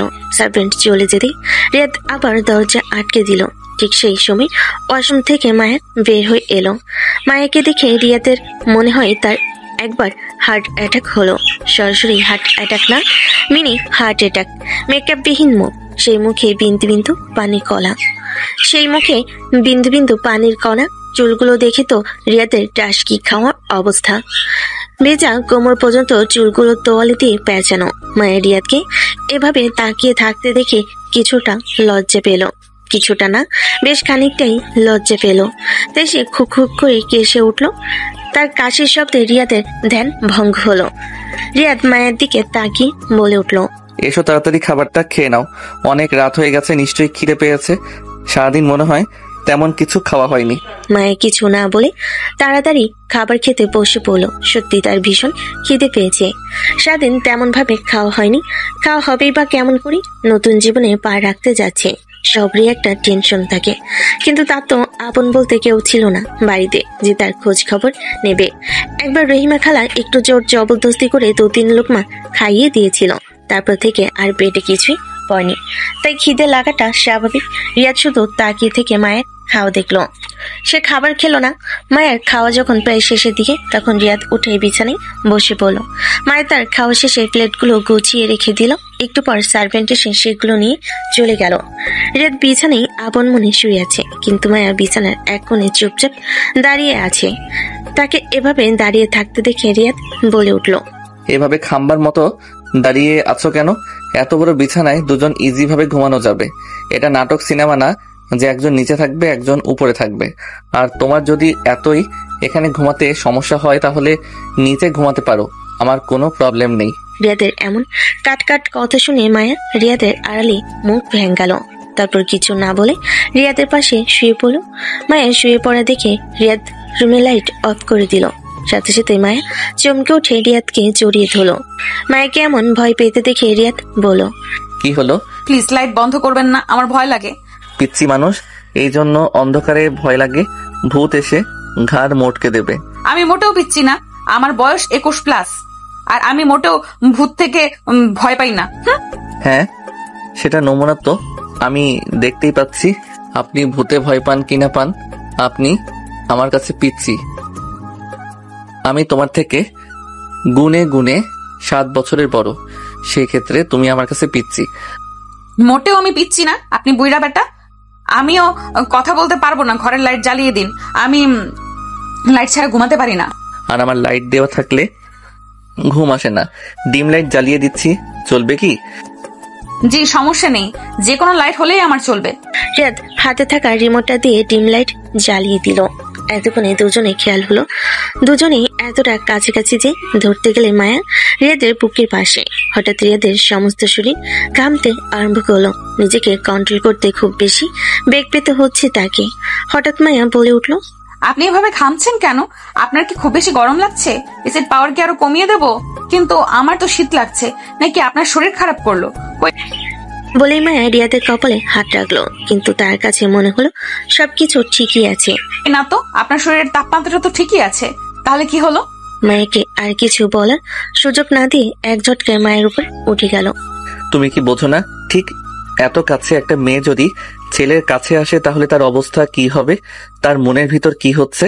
মায়া কিছুটা ভরকালো, কিন্তু সেই রিয়াদের কথার আগামাতায় কিছুই বুঝতে পারছে না। সে আবার অবুঝের মতন প্রশ্ন করলো, আপনার চোখ, মুখ, কান এমন লাল হয়ে গেছে কেন? নেশা টেশা করেছেন নাকি? হ্যাঁ, নেশা তো হয়েছে, তবে এই নেশা সেই নেশা না, তোমাকে আমি বুঝিয়ে দিচ্ছি। আর একটু পরে তোমারও নাক কান লাল হবে। বলে রিয়াদ মায়ের কোমল নরম ঠোঁট নিজের ঠোঁট দ্বারা আবিষ্ট করে ফেল। তার কাছে মনে হচ্ছে সে কোনো চকলেট খাচ্ছে, যেন এই ঠোঁটে অমৃত সুধা আছে। রিয়াদ মায়ের ঠোঁট দুটোকে চকলেটের মতো চিবুতে আরম্ভ করলো। প্রায় 20 মিনিট পর যখন দুজনের দম বন্ধ হয়ে আসার উপক্রম, তখন মায়া বহু কষ্টে রিয়াদকে ধাক্কা দিয়ে সরালো। এখন নিশ্চয়ই বুঝতে পারছো আমি কেন ঘামছিলাম, আমার মুখ নাক কান কেন এত লাল হচ্ছিল। ঠিক এখন যে কারণে তোমার নাক কান মুখ লাল হয়েছে, ঠিক সেই কারণেই তোমার নাক কান মুখ লাল হয়েছিল। মায়ের মনে হয় এখন সবকিছু মনে করতে পারলো। এখন সে বুঝতে পারছে আসল কাহিনী। সে এত গাধা ভাবতে নিজের মাথা নিজেই বাড়ি দিতে ইচ্ছে করলো। বেচারি ভীষণ লজ্জায় পেয়ে গেছে নিজের কথাই। আমি কিছু জানি না, আমি ঘুমোতে ইচ্ছে করছে, প্রচন্ড রকমের ঘুম ধরেছে, আমাকে ঘুমাতে দিন, সরে যান আমার উপর থেকে। আপনি কি ভারী? আমার মতো ছোটখাটো চিকনা মানুষ আপনার ওজনে ভর্তা হয়ে গেল, সেটা কি খেয়াল করেছেন আপনি? মায়ের কথা শুনে রিয়া তার কানে কাছে গিয়ে ফিস ফিস করে বলে উঠলো, ভর্তা তো করে ফেলবো, শুধু ভর্তা করবো না, একদম পিষে ফেলবো আমার আদরে। রিয়াদের এমন ফিস ফিস কথাই তার সমস্ত শরীর কেঁপে উঠলো। মায়ের নিজেকে খুব করে সংযত করতে চাচ্ছে, কিন্তু পারছে না। পারবে বা কেমন করে? সেও তো একটা নারী, প্রাপ্তবয়স্ক নারী। একজন বিপদলিঙ্গ পাশে থাকলে অনুভূতি তো হবে। তারও কিছু চাও পাওয়ার ইচ্ছা আকাঙ্ক্ষা আছে। একদিকে এই চাও পাওয়া, অন্যদিকে মনের ভিতর অজানা ভয়। মাইকে কিছু একটা ভাবতে দেখে রিয়া তার গলায় ঘাড়ে ছোট ছোট চুমু এঁকে দিতে লাগলো। মায়ের হাত দুটো আপনা আপনি রিয়াদের চুলগুলো খামচে ধরলো। এতে যেন রিয়াদ আরো পাগল হয়ে উঠলো। তার কিস করার গতি আরো ভালো। তার পরনে থাকা শার্ট খুলে ছুঁড়ে মারলো ফ্লোরে। বেচারা শার্ট অবহেলায় পড়ে রইল সেখানে। মায়া রিয়াদের পিঠে নিজের নখগুলো বসিয়ে দিল। রিয়াদ যেন এবার আরো পাগল হলো। এবার মায়ের পরনে থাকা 3 পিস একটানে টেনে চিড়ে ফেলো। এদের ঠোঁট দুটো একটু নিচে নামতে মায়া রিয়াদকে থামিয়ে বলে উঠল, ভীষণ ভয় লাগছে। একটু ভয় নেই, আমি আছি না, একটু ব্যথা হবে না। রাত যত গভীর হচ্ছে ভালোবাসার তাণ্ডব ততই বেড়ে চলেছে। সকালে সূর্য আলোর মুখে এসে পড়তেই মায়ের ঘুম ভেঙে গেল। একটুখানি ওঠার চেষ্টা করতে তার সমস্ত শরীর ব্যথায় মনে হয় শেষ হয়ে যাচ্ছে। তার উপর রিয়াদ তাকে এখনো আষ্টে পৃষ্ঠে ধরে নিশ্চিন্তে ঘুমাচ্ছে। পিঁপড়ের শরীরের উপর যদি জলহস্তি ওঠে সে তো ব্যথা পাবেই, এটাই স্বাভাবিক। মায়া রিয়াদকে কয়েকবার ধাক্কা দিল, তবু সে রিয়াদকে একটু নড়াতে পারল না, বরঞ্চ রিয়াদ আরো আষ্টে পিষ্টে জড়িয়ে ধরল মায়াকে। মায়ের তো এখন নিঃশ্বাস বের হওয়ার উপক্রম, মনে হচ্ছে তার এখন জ্ঞান বের হয়ে যাবে। মায়া অনেক কষ্টে বলে উঠল, আমাকে ছাড়ুন, তা না হলে আমি একটু পরে আল্লাহর প্রিয় হয়ে যাব। আমার দম বন্ধ হয়ে আসছে, প্লিজ ছাড়ুন। মায়ের কথা শুনে রিয়াদ তড়িঘড়ি করে উঠে বিছানার উপর বসে পড়ল। চলো ফ্রেশ হবে, নিশ্চয়ই অনেক অসুস্থ লাগছে শরীর। রিয়াদের কথা শুনে মায়ের লজ্জা শেষ। তার পরনে মাত্র রিয়াদের একটা টি শার্ট, যেটা মায়ের হাঁটু পর্যন্ত। মায়া একটু ওঠার চেষ্টা করতেই তার মনে হচ্ছে শরীরের প্রত্যেকটা অঙ্গ প্রত্যঙ্গ কোনো বিষাক্ত জিনিস কামড়াচ্ছে। সে ব্যথায় একটু নড়তে পারছে না, ব্যথায় চোখ মুখ খিঁচে নিল। খুব বেশি ব্যথা করছে সোনা, দাঁড়াও আমি তোমাকে সাহায্য করছি, কিছু হবে না, আমি ওষুধ লাগিয়ে দিব। এদের এমন আদর মাখা কণ্ঠে মায়ের মনে হয় আর একটু সায় পেল। তার ব্যথা মনে হয় আরো দ্বিগুণ বেড়ে গেল। ওই যে কথায় আছে না, কেউ বেশি আদর পেলে ননির পুতুল হয়ে যায়, মায়ের ক্ষেত্রেও ঠিক তেমন। রিয়াদের এমন আদর মাখা কণ্ঠ শুনে সে এবার সত্যি সত্যি কান্না করে দিল। সরি সোনা, খুব বেশি ব্যথা করছে, সব আমার ভুল, সব আমার দোষ। আমার তোমাকে এতটা ব্যথা দেওয়া উচিত হয়নি, প্লিজ আমাকে মাফ করে দাও। এভাবে কান্না করো না, তোমাকে এভাবে কান্না করতে দেখলে নিজেকে খুব অপরাধী মনে হবে। রিয়াদ খুব সাবধানে মায়াকে কোলে তুলে নিয়ে ওয়াশরুমে চলে গেল। তারপর নিজের হাতে ফ্রেশ করিয়ে জামা কাপড় চেঞ্জ করিয়ে সোফার এক কোণে বসিয়ে দিল। মায়ের এখনো ফুকরানোর শব্দ শোনা যাচ্ছে। তাড়াতাড়ি বেডশিট চেঞ্জ করে রিয়াদ মায়াকে বিছানায় শুয়ে দিল। শুয়ে থাকা অবস্থাতেই চুলগুলো হেয়ার ড্রাই দিয়ে যত্ন সহকারে শুকিয়ে দিল। চুল শুকনো শেষ হতেই রিয়াদ বলল, জাস্ট 20 মিনিট অপেক্ষা করো, আমি তোমার জন্য নাস্তা আনছি। নাস্তা খাওয়ার পরে তোমাকে ওষুধ খাইয়ে দিব, তারপরে তুমি সুস্থ হয়ে যাবে, দেখে নিও। বলে রিয়াদ নিচে চলে গেল। রান্নাঘরে যেতেই রান্নাঘরে থাকা সার্ভেন্টরা অবাক হয়ে তাকিয়ে রইল রিয়াদের দিকে। অবাক হওয়ারই তো কথা, যাকে কোনোদিন রান্নাঘরের ধারে কাছেও দেখেনি সে কিনা রান্নাঘরে আসছে। একজন সার্ভেন্ট বলে উঠল, স্যার আপনি কেন এখানে আসতে গেলেন? কোনো কিছু কি প্রয়োজন? কিছু প্রয়োজন হলে আমাদের বলেন, আমরা তৈরি করে দিচ্ছি। না, তোমরা এখান থেকে যাও। যাওয়ার আগে স্যান্ডউইচ বানানোর জন্য যা যা প্রয়োজন সেগুলো আমার কাছে দিয়ে যাও। রিয়াদের কথা মতো সার্ভেন্ট স্যান্ডউইচ বানানোর জন্য যা যা প্রয়োজন সবকিছু রিয়াদকে দিয়ে রান্নাঘর থেকে বের হয়ে গেল। রিয়াদও নিজের মতো করে তার প্রিয় মানুষটার জন্য স্যান্ডউইচ বানাতে আরম্ভ করলো। রিয়াদ বেসিক জানে, কারণ তাকে পড়াশোনার জন্য দেশের বাইরে থাকতে হয়েছে, আর সেখানে নিজের রান্না নিজেকেই করতে হয়েছে। দেশের বাইরে সহজে তো আর হেল্পিং হ্যান্ড পাওয়া যায় না, তাই সবকিছু নিজেকেই করতে হতো। রিয়াদ স্যান্ডউইচগুলো সুন্দর করে প্লেটে সাজিয়ে এক গ্লাস জুস নিয়ে রুমে চলে গেল। রুমে গিয়ে দেখতে পেল মায়া ঘুমিয়ে গেছে। সে নিঃশব্দে বেড সাইড টেবিলে খাবারগুলো রেখে মায়াকে আলতো করে ডেকে তুলল। তারপর সুন্দর করে বেডের সাথে হেলান দিয়ে বসালো। মায়ের সামনে স্যান্ডউইচ ধরতে সে খেতে আরম্ভ করলো। হঠাৎ মায়া বলে উঠল, আপনি খেয়েছেন? মায়ের এতটুকু কথা রিয়াদের মনকে শান্ত করে দিল। না, তুমি খাও, তারপরে আমি খাবো। দুজনে একসাথে খেলে সমস্যা কোথায়? একেই হয়তো বলে কবুলের শক্তি। একটা কবুল বলার সাথে সাথেই দুজনের হৃদয় কি শক্ত বন্ধন তৈরি হয়েছে। মায়ের একটা স্যান্ডউইচ নিয়ে রিয়াদের মুখের সামনে ধরলো। রিয়াদ কথা না বাড়িয়ে স্যান্ডউইচ খেয়ে ফেলো। দুজনে একসাথে খাবার খেলো। এক গ্লাস জুসের অর্ধেক মায়া খেলো আর অর্ধেক রিয়াদ খেলো। কথায় আছে না, স্বামী স্ত্রী একসাথে খেলে মহব্বত বাড়ে। দুজনে খাওয়া শেষ হতেই রিয়াদ মায়াকে ওষুধ খাইয়ে দিল। এর মধ্যে সার্ভেন্ট এসে সবকিছু নিয়ে গেল। ঘুমাও, রাত্রে ঘুম হয়নি, ওষুধ খাইয়ে দিয়েছি, ঘুম থেকে উঠলে ভালো লাগবে, আমি মাথায় হাত বুলিয়ে দিচ্ছি। কিছুক্ষণের মধ্যেই মায়া ঘুমিয়ে গেল। ঘুমাবেই না কেন, সারা রাত যে ধকল গেছে শরীর উপর দিয়ে। মায়া ঘুমিয়ে যেতে রিয়াদ অফিসের জন্য রেডি হলো। যাওয়ার সময় এসি পাওয়ারটা একটু কমিয়ে দিয়ে মায়ের শরীরে কম্বল জড়িয়ে দিল। তারপর রুমটা একদম অন্ধকার করে রুম থেকে বের হয়ে গেল। যাওয়ার সময় সার্ভেন্টদের বলে গেল, ম্যাডামের যেন ঘুমের ডিস্টার্ব না হয়, ম্যাডামকে কেউ ঘুম থেকে ডেকে তুলবে না, তার যখন আপনা আপনি ঘুম ভাঙবে তখনই যেন ওঠে। বাড়ির সব কাজ সাবধানে করবে সবাই, একটু যেন শব্দ না হয়। বলে তাড়াতাড়ি করে বের হয়ে গেল।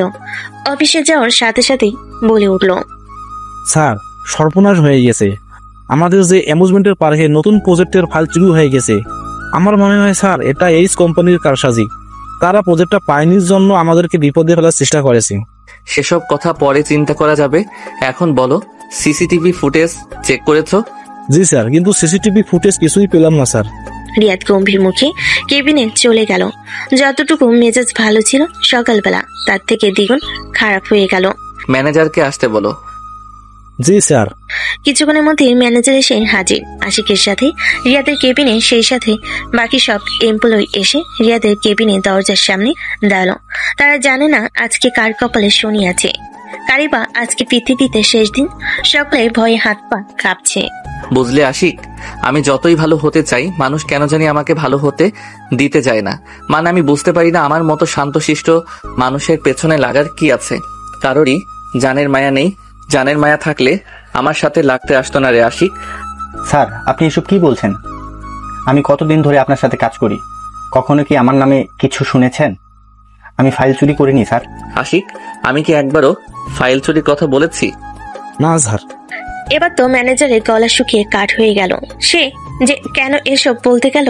দেখেছিস আশিক, মানুষ একটু বোঝে না। আমি কি কাউকে একবার প্রোফাইল চুরির ব্যাপারে জিজ্ঞাসা করছি? আমি কিন্তু কাউকে একবারও ফাইল চুরির কথা বলিনি। আশিক, ল্যাপটপটা চালু কর। আশিক ল্যাপটপ চালু করার সাথে সাথেই স্ক্রিনে ভেসে উঠল গতকাল রাতের কাহিনী। সাথে সাথে ম্যানেজার আশিকের পা ধরে বলতে লাগলো, স্যার এবারের মতো মাফ করে দিন, আর এমন হবে না স্যার। প্লিজ আমাকে মাফ করে দিন স্যার, জীবনে আর কোনোদিন এরকম ভুল হবে না। আমার ডিকশনারিতে ক্ষমা নামক কোনো জিনিস নেই। আমার ডিকশনারিতে ভুল হলে সেটা ভুল হিসেবে গণনা করা হয়। সেটা এই অফিসের প্রত্যেকটা এমপ্লয়ি জানে। আমার কাছে ভুল মানে মৃত্যু, আর বিশ্বাসঘাতকদের এখানে কোনো জায়গা নেই। আশিক, অনেক দিন হলো ইকু পিকু শুকিয়ে গেছে। বেচারারা অনেক দিন পরে তাজা মাংস পাবে, অনেক খুশি হবে আশিক। রিয়াদের কথা শুনে সবার শরীর কাঁটা দিয়ে উঠল। ভয়ে সবার গলা শুকিয়ে গেল। ইকু পিকু হলো রিয়াদের পোষা দুটি কুমির, আর বাকিটা নিশ্চয়ই বলতে হবে না। এমন সময় হঠাৎ ম্যানেজার রিয়াদের দিকে তাকিয়ে বন্দুক তাক করলো। আজকে তোকে শেষ করে তবেই মরবো। গুলি করতে যাবে, সাথে সাথে পেছন থেকে গার্ড এসে ম্যানেজারের পায়ে গুলি মারলো। ম্যানেজার মুখ থুবড়ে ফুলরে পড়ল। ওকে এমন ভাবে মারবি যাতে সবার আত্মা কাঁপে। ইকু পেকুকে দিয়ে খাওয়াবি। ওকে আমার চোখের সামনে থেকে সরিয়ে নিয়ে যা। গার্ডরা ম্যানেজারকে নিয়ে সেখান থেকে চলে গেল। প্রাণ খুলে সবাই শুনে রাখ, কেউ যদি এরকম বিশ্বাসঘাতকতা করে আমার সাথে, তার এই পৃথিবীতে সেই দিনই শেষ দিন। আশা করি সবাই বুঝতে পারছে। এখন এইখানে দাঁড়িয়ে থেকে তামাশা না দেখে যার যার কাজে যাও। রিয়াদের বলতে দেরি, কিন্তু সবার কাছে যেতে 1 মিনিটও দেরি হয়নি। আজকে অফিসে কেউ একজন অনুপস্থিত আছে। আশিক দেখ। হ্যাঁ স্যার, এবার নামে নতুন ছেলেটা আজকে আসেনি। আমার কাছে অসুস্থতা বলে ছুটি নিয়েছি। পালিয়ে গেছে। যে যেখান থেকে পারবি খুঁজে নিয়ে আসবে। এমন ভাবে মারবি, তোকে কি আরো বলতে হবে কিছু? আশিক আশিক মাথা নাড়িয়ে না বোঝালো। দয়া করে কাজে রেখেছিলাম। আমার সাথে বিশ্বাসঘাতকতার শাস্তি শুধুই মৃত্যু। স্যার, আপনি জানলেন কিভাবে সবকিছু? আমি কয়েকবার ম্যানেজারের সাথে ওই নতুন ছেলেটাকে কথা বলতে দেখেছি, তখনই আমার সন্দেহ হয়েছে। দেখ ফাইল, ওইটা নকল চুরি হয়েছে, আসলটা তো আমার বাসাতেই আছে। আপনি আসলটা কখন বাসায় নিয়ে গেলেন? আমি তো দেখলাম না।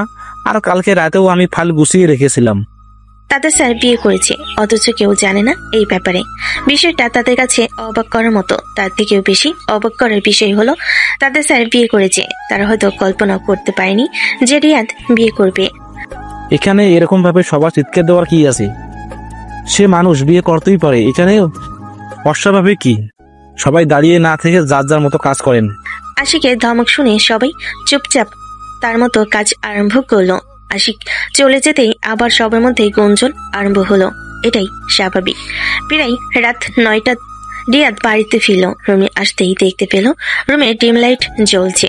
ডিম লাইটের মৃদু আলোয় দেখা যাচ্ছে মায়া ঘুমিয়ে আছে। তাই সে আর ডিস্টার্ব না করে সরাসরি ওয়াশরুমে চলে গেল ফ্রেশ হতে। ফ্রেশ হয়ে আসতেই দেখতে পেল সার্ভেন্টের দরজায় নক করেছে। ভেতরে আসো। সার্ভেন্ট খাবার রেখে চলে যেতে নিলেই রিয়াদ বলে উঠল, ম্যাডাম খেয়েছে? জি স্যার, খেয়েছে। আমি চলে যাওয়ার পর তোমাদের ম্যাডাম কি কি করেছে? আপনি চলে যাওয়ার বেশ কিছুক্ষণ পর ম্যাডাম ঘুম থেকে উঠেছে। ধরতে গেলে প্রায় বিকেল বেলায় ঘুম থেকে উঠেছে। ঘুম থেকে ওঠার পরে ম্যাডামকে আমরা কিছু হালকা খাবার দিয়েছিলাম খাওয়ার জন্য। তারপর ম্যাডাম বলল ম্যাডামের নাকি ভালো লাগছে না বাড়ির ভেতর, তাই ম্যাডামকে সম্পূর্ণ বাড়ি ঘুরে দেখানো হয়েছে। সন্ধ্যার দিকে ম্যাডাম কিছু ফ্রুটস খেয়েছে, তারপরে 8টার দিকে ম্যাডাম রাতের খাবার খেয়েছে। ম্যাডাম আপনার জন্য অপেক্ষা করতে চেয়েছিল, কিন্তু স্যার আপনি তো বলেছেন ম্যাডাম যেন 8টার মধ্যেই রাতের খাবার খেয়ে ফেলে। গুড, বেশ ভালো করেছো, যাও এখন। সার্ভেন্ট চলে যেতেই রিয়াদ নিঃশব্দে নিজের খাবার খেয়ে মায়ের পাশে শুয়ে পড়ল। তারপর মায়াকে নিজের কাছে টেনে নিল। মায়াকে দেখে তার ভীষণ হাসি পাচ্ছে। মেয়েটা একদম বাচ্চাদের মতো করে ঘুমাচ্ছে। বাচ্চারা যেমন নিচের ঠোঁট ফুলিয়ে ঘুমায়, মায়াও ঠিক তেমনি ভাবে ঘুমিয়ে আছে। রিয়াদ টোস করে মায়ের ঠোঁটে চুমু খেলো। তারপর আর কি মায়াকে নিজের বুকের মধ্যে জড়িয়ে ধরে মায়ের গলায় মুখ ডুবিয়ে গভীর কয়েকটা শ্বাস নিল। মায়ের শরীরে এই ঘ্রাণটা রিয়াদের খুব প্রিয়। মায়ের নিঃশ্বাস মায়ের গলায় পরে খানিকটা নড়ে চড়ে ওঠে, আবার ঘুমিয়ে গেল। রিয়াদের গতকাল রাতে খুব ভালো ঘুম হয়েছে। কোনো ঘুমের ওষুধ ছাড়াই সে নিশ্চিন্তে ঘুমিয়েছে। এই প্রথম মনে হয়। ভাবতেই রিয়াদ মুচকি হাসলো। এটাই তো তার ঘুমের ওষুধ। আর একটা জিনিস সে আজকে সারাদিন খুব ভালো করে লক্ষ্য করেছে, তার কখনো বাড়িতে আসতে মন চায়নি, কিন্তু আজকে সারাদিন কাজের ফাঁকে ফাঁকে মনে হয়েছে বাড়িতে ছুটে আসুক সে। মনে হয়েছে তার খুব মূল্যবান জিনিস এখানে সে রেখে গেছে। এসব কথা ভাবতে ভাবতে রিয়াদ যে কখন ঘুমিয়ে গেছে সে বুঝতেই পারেনি। সকালে সূর্যের আলোয় মায়ের ঘুম ভাঙতেই মায়ের দেখতে পেল রিয়াদ তাকে আষ্টে পিষ্টে জড়িয়ে ধরে আছে। মুচকি হাসলো রিয়াদের এমন কাণ্ড দেখে। এমন সময় রিয়াদও চোখ খুলল। শুভ সকাল ম্যাডাম। শুভ সকাল। আপনি কখন এসেছেন? আমি তো বুঝতেই পারিনি। আমি মনে হয় ঘুমিয়ে গেছিলাম। আপনি আমাকে ডাকবেন না তো?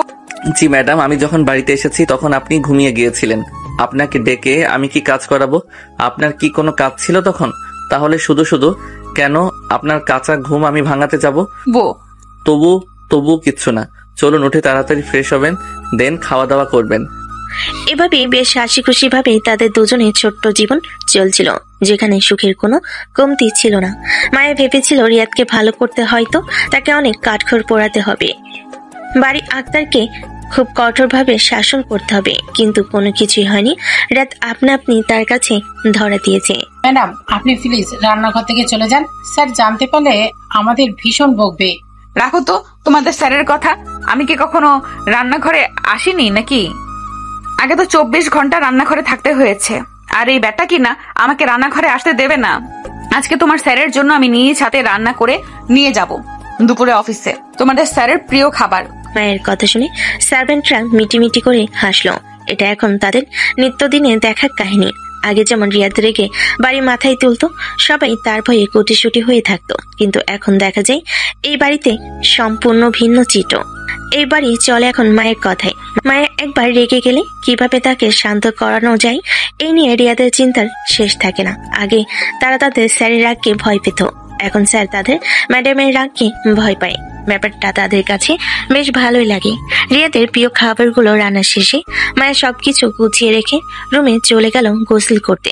তারপর সে সবকিছু নিয়ে রওনা দিল রিয়াদের অফিসের উদ্দেশ্যে। সার্ভেন্টরা না করেছে রিয়াদ যেন কোনো কিছু না জানে। সে রিয়াদকে সারপ্রাইজ করে দিবে। অফিসে যাওয়ার পরে সে কাছে গিয়ে জিজ্ঞেস করলো, আপনাদের রিয়াদ স্যারের কেবিন কোন দিকে? জি ম্যাম, স্যারের কেবিন 8 ফ্লোরে। মায়া তাকে থ্যাংক ইউ বলে যেতে নিলে রিসেপশনিস্ট বাধা দিয়ে বলল, মায়া ম্যাম আপনি কোথায় যাচ্ছেন? আপনার কাছে কি স্যারের অ্যাপয়েন্টমেন্ট লেটার আছে? না। প্লিজ ম্যাম, স্যার অ্যাপয়েন্টমেন্ট ব্যতীত কারোর সাথে দেখা করেন না।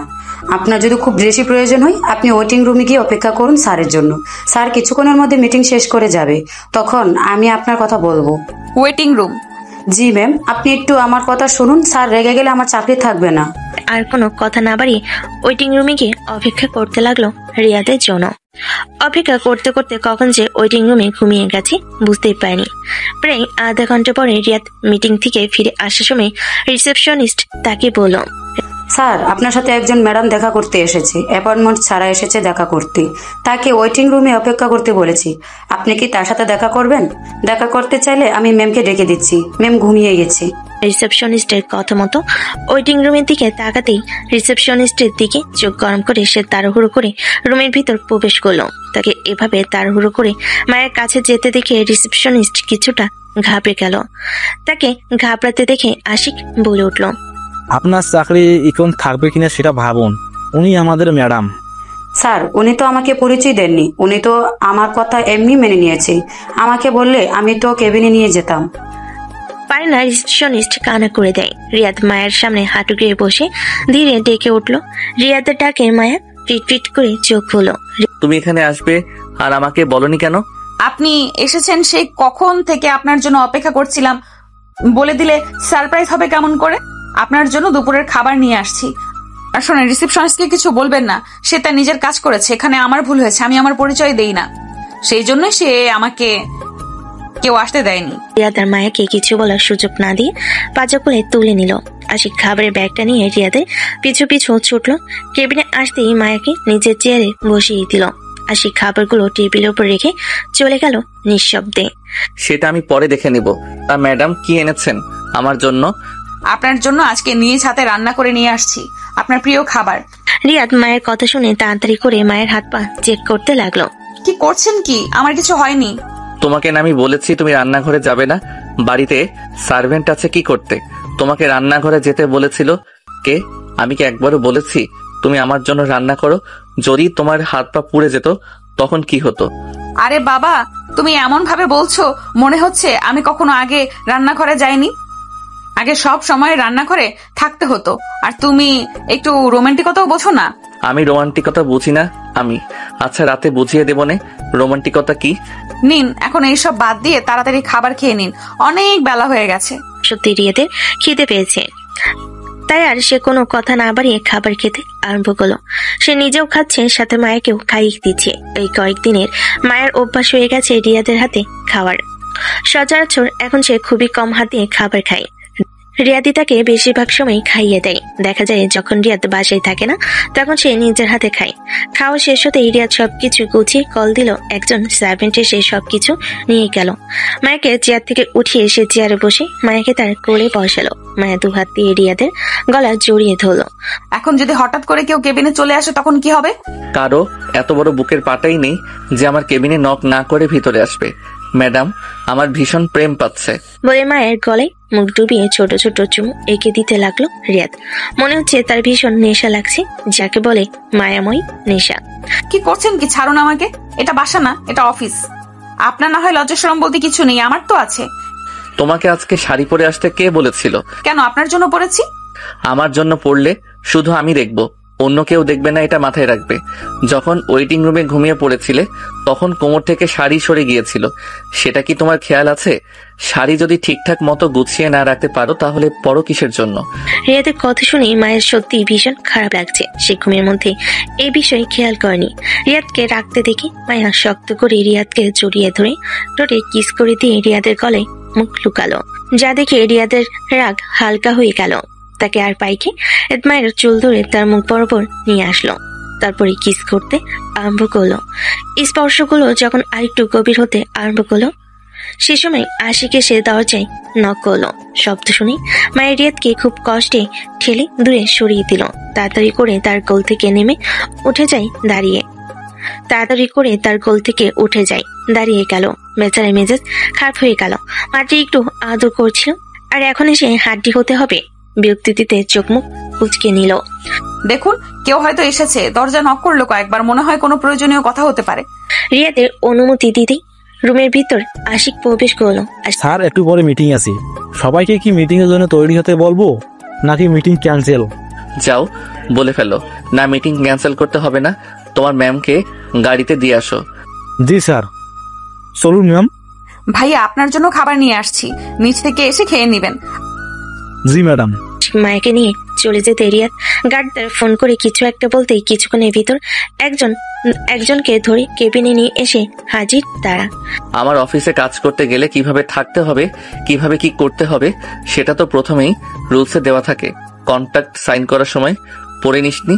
তোর কত বড় সাহস, তুই আমারই কলিজার দিকে খারাপ দৃষ্টিতে তাকিয়েছিলি? তোর কলিজা আছে বলতে হবে। তোর ওই দু চোখ দিয়ে দেখেছিস তাই না? চল তোর চোখ দুটোই আজকে খুলে নেই। স্যার আমার ভুল হয়ে গেছে স্যার, আমি জানতাম না ওইটা ম্যাডাম। আমি আর জীবনে কখনো কোনো মেয়ের দিকে খারাপ নজরে তাকাবো না স্যার, মাফ করে দিন স্যার। লোকটিকে কিছু বলার সুযোগ না দিয়ে রিয়াদের হাতে থাকা চাকুটি চোখের ভিতর গেঁথে দিল। কি ভয়ঙ্কর দৃশ্য! লোকটির চিৎকারে মনে হচ্ছে সম্পূর্ণ বিল্ডিং কেঁপে উঠল। আশিক দৌড়ে কেবিনে আসতেই এমন অবস্থা দেখে ঘাবড়ে গেল। সে তখনই বুঝতে পেরেছিল কিছু না কিছু একটা হবে। আশিক গার্ডদের ইশারা করতে লোকটিকে তারা সেখান থেকে নিয়ে চলে গেল। ফ্লোরে ছড়িয়ে ছিটিয়ে থাকা রক্ত কণাগুলো ক্লিনার এসে পরিষ্কার করে দিয়ে গেল। স্যার, আপনি শান্ত হন। ম্যাডাম জানলে কিন্তু খুব খারাপ হয়ে যাবে।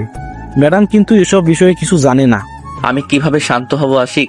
তুই দেখিসনি কিভাবে লালসা ভরা দৃষ্টিতে মায়ার দিকে তাকিয়েছিল ওই শালার পুতে? কত বড় সাহস আমার জিনিসের দিকে চোখ দেয়। আশিক, ওর একটু টুকরো টুকরো করবি? স্যার, সেসব পরে দেখা যাবে, আপনি শান্ত হন। রিয়াদকে পাগলের মতো করতে দেখে আশিক কিছুটা ভয় পেয়ে গেল। বেশ কিছুদিন হলো রিয়াদের এমন ব্যবহার আর লক্ষ্য করা যায় না, বিশেষ করে যেদিন থেকে মায়া তার জীবনে এসেছে। তবে আজকে রিয়াদের এমন পাগলের মতো ব্যবহার দেখে আশিক কিছুটা ভয় পাচ্ছে। না জানি আবার কোন বিপদ আসে। লাল টকটকে চোখ টালমাটাল পায়ে রিয়াদ রুমে প্রবেশ করলো। রুমে প্রবেশ করতে দেখলো মায়া ঘুমিয়েছে। ঘুমিয়ে থাকতে দেখে রিয়াদ মায়াকে জড়িয়ে ধরে শুয়ে পড়লো। তারপর সমস্ত মুখে ছোট ছোট কিস করতে আরম্ভ করলো। ধীরে ধীরে নিচে নামতে মায়া ধপ করে তাকালো। দুহাত দিয়ে রিয়াদকে ধাক্কা দিতে আরম্ভ করলো। মায়ের বাধা দেওয়া সত্ত্বেও রিয়াদের পছন্দ হলো না, যার কারণে ভালোবাসার স্পর্শগুলো ধীরে ধীরে কামড়ে পরিণত হলো। মায়ের জন্য সহ্য করতে পারলো না। কামড় ঠিক এতটা জোরে ছিল, মায়ের যত বাধা দিচ্ছে রিয়াদ তত উগ্র হচ্ছে। এক পর্যায়ে মায়া সহ্য করতে না পেরে অজ্ঞান হয়ে গেল। সেই রাতটা ছিল মায়ের জন্য বিষদময়। সেদিনের পর থেকে মায়া বলতে গেলে এক প্রকার ঘরবন্দি বা নজরবন্দি। মায়া সবকিছুই বুঝতে পারে, তবে কিছু বলে না। তার জীবন তো আগে থেকেই এমন ছিল, শুধু জেনে শুনেই জীবনটা চয়েস করেছে। তবে তার মনে এতটুকু দৃঢ় বিশ্বাস আছে, সে রিয়াদকে তার নিজের মতো করে গুছিয়ে নিয়ে ছাড়বে।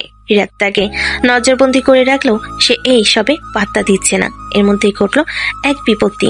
রিয়াদ মায়াকে নিয়ে নির্জন নামে এক দ্বীপে বেড়াতে গেল। বিশেষ দ্রষ্টব্য, দ্বীপের নাম সম্পূর্ণ কাল্পনিক। সে দ্বীপে না আছে নেটওয়ার্ক, না সে যোগাযোগ ব্যবস্থা করার কোনো ভালো সুযোগ। এর মধ্যে রিয়াদ সেই দ্বীপটি সম্পূর্ণ নিজে ভাড়া করেছে। সেখানে থাকার রিসোর্টটিও শুধু কিছু স্টাফ ছাড়া আশেপাশে কেউ নেই। যদিও বা মায়ের বোরিং লাগছে না, সবসময় রিয়াদ তার কাছেই থাকে। সে বেশ ভালোই বুঝতে পারছে রিয়াদ তাকে পুরোপুরি নিজের আয়ত্তে আনতে যাচ্ছে। রিয়াদ বিছানায় বসে কিছু একটা ভাবছিল। ঠিক তখনই মায়ের পিছন থেকে রিয়াদকে জড়িয়ে ধরলো। মায়া বলে উঠল, আমাকে একটু বেশি বেশি আদর করুন তো মিস্টার রিয়াদ। মায়ের কথা শুনে রিয়াদ বেশ খানিকটা চমকে গেল। চমকে যাবারই কথা, কারণ সেদিনের পর থেকে মায়া রিয়াদের সাথে বেশ নারাজ ছিল।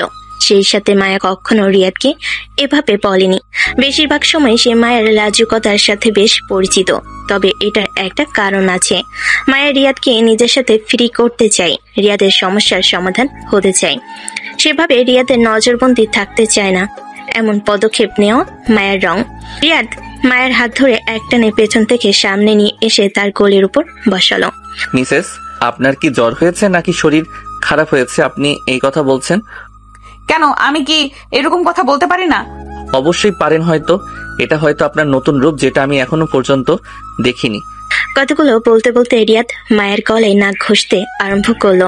খুব বেশি করে ভালোবাসতো রিয়াদ আজ আমায়, যেন আমাদের বেবি হয়। তুমি কি বললে আবার বলো তো? আমার একটা বেবি চাই রিয়াদ, যেন আমি কখনো আপনাকে আর আপনি কখনো আমাকে ছেড়ে যেতে না পারেন। আমি আপনাকে খুব ভালোবাসি রিয়াদ, খুব বেশি ভালোবাসি। আমাকে কখনো ছেড়ে যাবেন না, আমি কিন্তু শেষ হয়ে যাব। ভালোবাসো না রিয়াদ?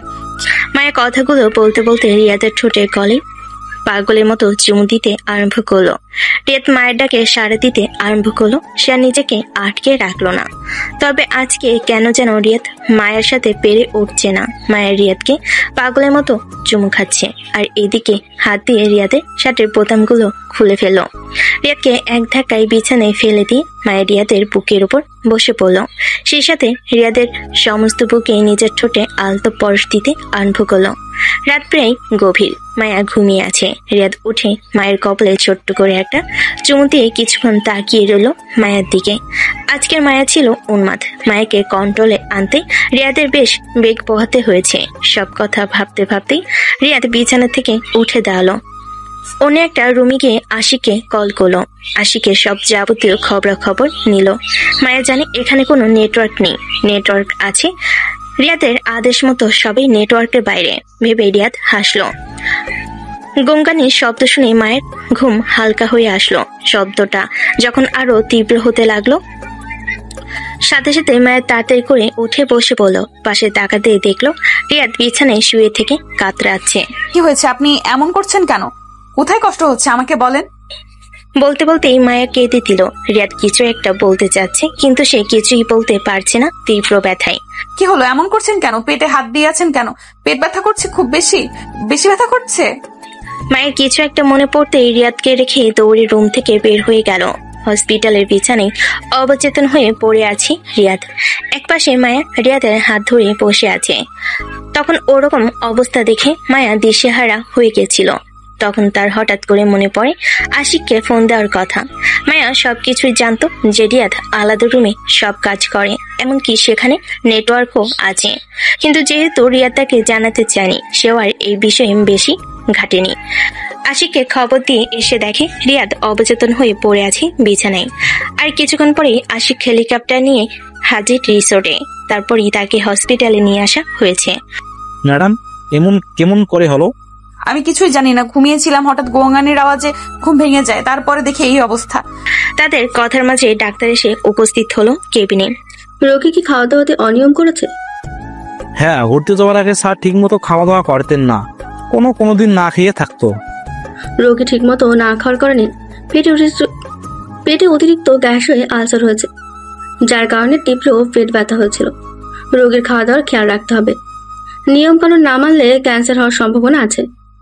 তবে আমরা আশা করছি ওষুধ খেলে আর নিয়মিত খাওয়া দাওয়া করলে সবকিছু ঠিক হয়ে যাবে, চিন্তার কিছুই নেই। আর হ্যাঁ, রোগীর জ্ঞান ফিরলে তাকে তরল জাতীয় জিনিস খাওয়াবেন। বলে ডাক্তার কেবিন থেকে চলে গেল। রিয়াজ যে ঠিক মতো খাওয়া দাওয়া করছে না, সেই বিষয়ে আমাকে কেন জানানো হয়নি আশিক? ম্যাম আসলে আগে তো আপনি সবসময় স্যারের খাওয়া দাওয়া খেয়াল রাখতেন, কিন্তু কিছুদিন হলো আপনি স্যারের খেয়াল রাখলেন না। সেই কারণে স্যার তেমনভাবে কিছু খাওয়া দাওয়া করতো না। আমি 1000 বার বললেও খেত না। আপনি মনে করে দেখেন, আমি একবার বলেছিলাম ওই বিষয়ে আপনাকে, কিন্তু আপনি আমার কথা শোনার আগেই তো স্যারের উপর রাগ করে চলে গেলেন। স্যার আপনার হাতে রান্না ছাড়া আর কারোর হাতে রান্না খেতে চায় না। স্যার প্রথমে আপনাকে রান্নাঘরে যেতে না করলো, এখন খেয়াল করে দেখবেন আপনি যদি স্যারের জন্য রান্না করেন, স্যার কিন্তু কিছু বলে না। আশিকের কথাগুলো ভেবে দেখলো আসলেই তো আগের মতো রান্নাঘরে গেলে রিয়াদ আর তাকে তেমন কিছু বলে না। যদিও আবার সব কাজ হেল্পিং হ্যান্ডই করে। সে বেশ ভালো করে খেয়াল করে দেখেছে। আগে বাসার কুক রান্না করলেও মায়া যে আইটেমটা রান্না করে সেটা দিয়ে রিয়াদ সবসময় খাবার খেত। অন্য কোনো আইটেম তার প্লেটে নিত না। যদিও বা রিয়াদ এটা কখনো প্রকাশ করেনি তার সামনে। যখন সে বুঝতে পারলো তখন থেকে রিয়াদের খাওয়া দাওয়া সবকিছু খেয়াল সেই রাখত। কিন্তু হঠাৎ করে ওই রকম পরিস্থিতিতে পড়ে তার মানসিক অবস্থাটা একদম ভেঙে পড়েছিল। কিন্তু সে এখন বুঝতে পারছে কতটা ভুল সে করেছে। কিন্তু মায়ের মাথায় এতটুকু চিন্তা আসছে না যে আসলে দোষটা তার নয়, দোষটা পরিস্থিতির। ম্যাডাম কিছু ভাবছেন? ম্যাডাম না, কিছু ভাবছি না, এখানেই থাকো, আমি আসছি। কই যাচ্ছেন ম্যাডাম? স্যারের জ্ঞান ফিরে আপনাকে না দেখলে রাগারাগি করবে। আমি বাসায় যাচ্ছি খাবার আনতে, আমি না আসা পর্যন্ত কেবিনে থাকবে। জি ম্যাডাম। মায়া চলে গেল রিয়াদের জন্য খাবার আনতে।